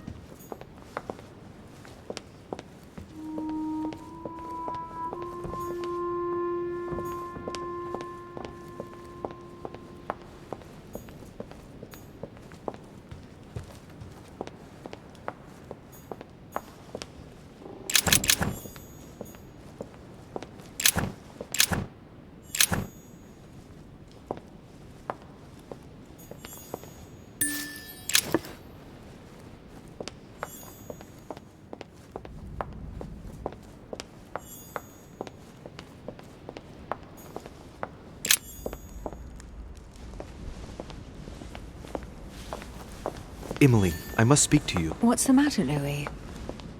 I have news about your sister. What have you found out? Look, I've started piecing together the events leading up to my mother's disappearance and your sister's.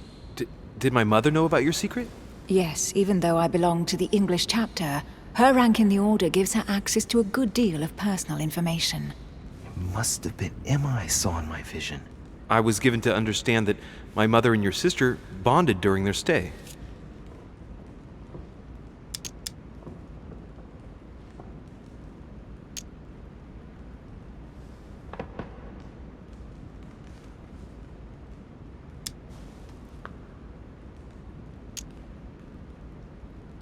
I've got a question that might seem a little bit strange.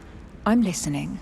If I said go beyond the nightmare, would that ring any bells? No, means nothing to me. Do you mean literally or figuratively speaking?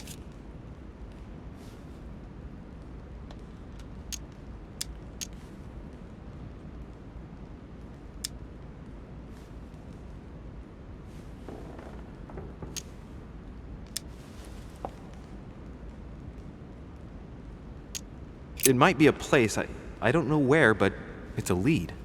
You ought to ask His Eminence. He knows the house and its estate very well, being a frequent visitor here. Thanks for the advice. Should I speak to her about my vision? If what I saw is true, she might want to take revenge.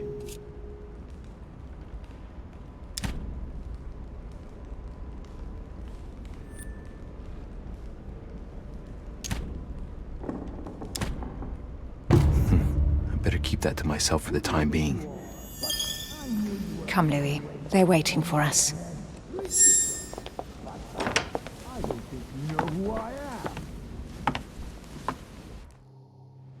You will pay dearly, Peru. I'm sure you were involved somewhere along the line. That's right. Pretend you don't know. One piece of advice. Don't travel through France on your way back, or it'll cost you dearly. Calm now, my friends. Let's calm down. Everyone seems to be a little unnecessarily heated. Don't forget where you are, please. What's going on here exactly? Sir Gregory called us together to introduce the last guest. But hardly had we arrived when he set upon Monsieur Peru.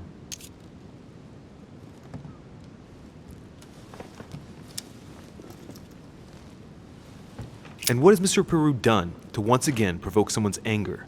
We don't really know just yet. I get the feeling it won't be long before it gets out. How could you dare do such a thing? Dios mío, you are all out of your minds! Really, Duke Manuel? What made you kick up such a fuss? What? Have you not heard? Well, let me inform you that yesterday morning at 10:22 a.m. precisely, in the middle of the Place de la Révolution in Paris, by decree of the National Convention which Monsieur Peru works for, King Louis was guillotined. What? Oh, no. The King of France is dead, gentlemen. Our monarchies are in danger. I have said it before. How dare they? Oh, dear. Oh, as if... Gracious. Friends, let us calm down. Don't pretend to be surprised. He got a fair trial. Ridiculous! Bastard! He was sentenced to death by 361 votes to 360. You beheaded a king for 1 vote! Is that your democracy? What an obnoxious act. Until this, anything was possible. This political coup will have grave consequences. France is lost. Gentlemen, please. Let us take a step back a moment. In the name of holiness. He was the highest representative of God in France, Emily. Gentlemen, Duchess, we're all among people of reputable company here. We should be able to manage the conflicts of our nations in a respectful and orderly manner. I fully agree with you, sir. But that's enough, sir. With whom do I have the pleasure of speaking? Louis Maras de Richet. Are you related to Sarah de Richet? Sarah is his mother, Duke. Gentlemen, this news affects us all, but I must ask you to remain calm. It's not the first time history has taken us by surprise. Let's ensure that our respective countries are allowed to respond appropriately to this news. Oh, rest assured. The response will not fall short, my friend. Good for you. Well, Your Grace, here I was preparing to introduce you as is proper, and you've beaten me to it. I'm delighted that we are all together at last. Our meeting will therefore be able to kick off shortly. I have just a few more little preparations to take care of before you all find out the reason for your presence here. In the meantime, I shall leave you to get to know one another. When you hear the bell, please proceed to the conclave room on my left, behind that door. I'll see you later.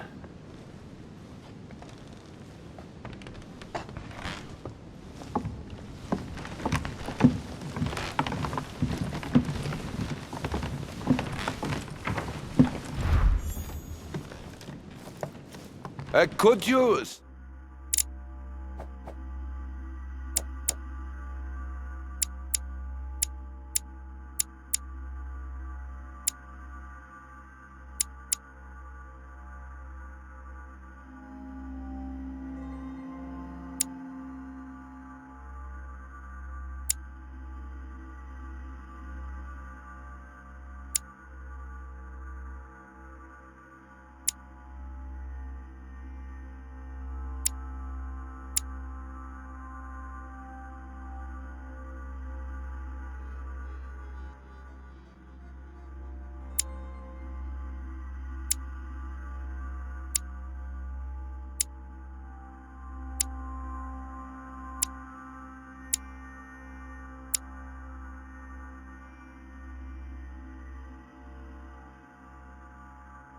Bear a moment, please, sir.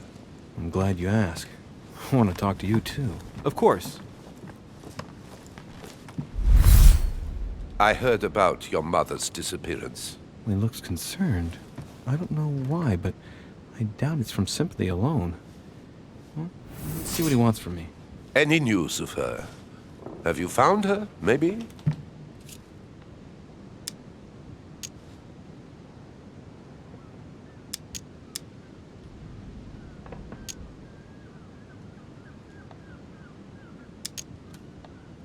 Hear you speak, it sounds like you and my mother were close. Let's say I hold your mother in high esteem, yes.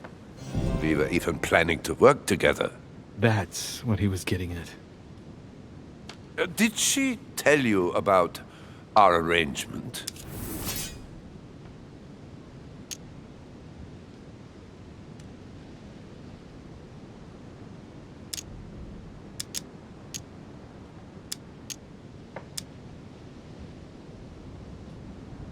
No, not at all. Ah, I thought she might have spoken to you about it. Well, too bad. I shan't keep you, Monsieur de Richet. All right, then. Thank you. I hope that your search will prove successful and bring Sarah back to us soon. I must go now. I'll see you later.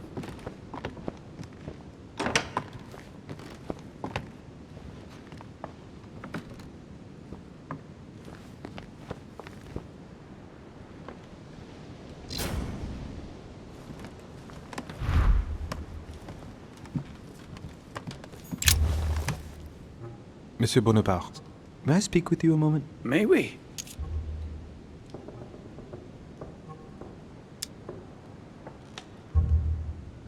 What do you think of Duke Godoy? Well, I'd rather not express any opinion of him. Why is that? His reputation is enough for me.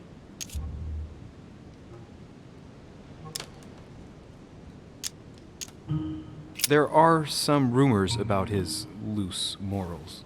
Juste, monsieur. Add to that his devouring ambition, if you want my opinion. Playing at lover boy rather than gaining merit for his career. It's a disgrace for any soldier. I understand your point of view.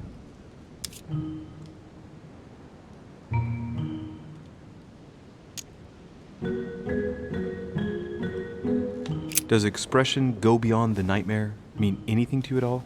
Well, metaphorically, yes. It sums up the career of a soldier quite well. I doubt that is what you want to hear, though. Indeed. That's surely not what I'm looking for. Well, monsieur, if you are looking for a phrase book, Lord Mortimer must surely have one, given the number of books he has. You ought to check in the library of the tower. You never know. Well, I'll be leaving you now. Shall we meet up again later? Wait, monsieur. Any news of your mother? Unfortunately not, no. I hope to speak with her about my deal before I leave. Let me know if you find her. À plus tard, monsieur.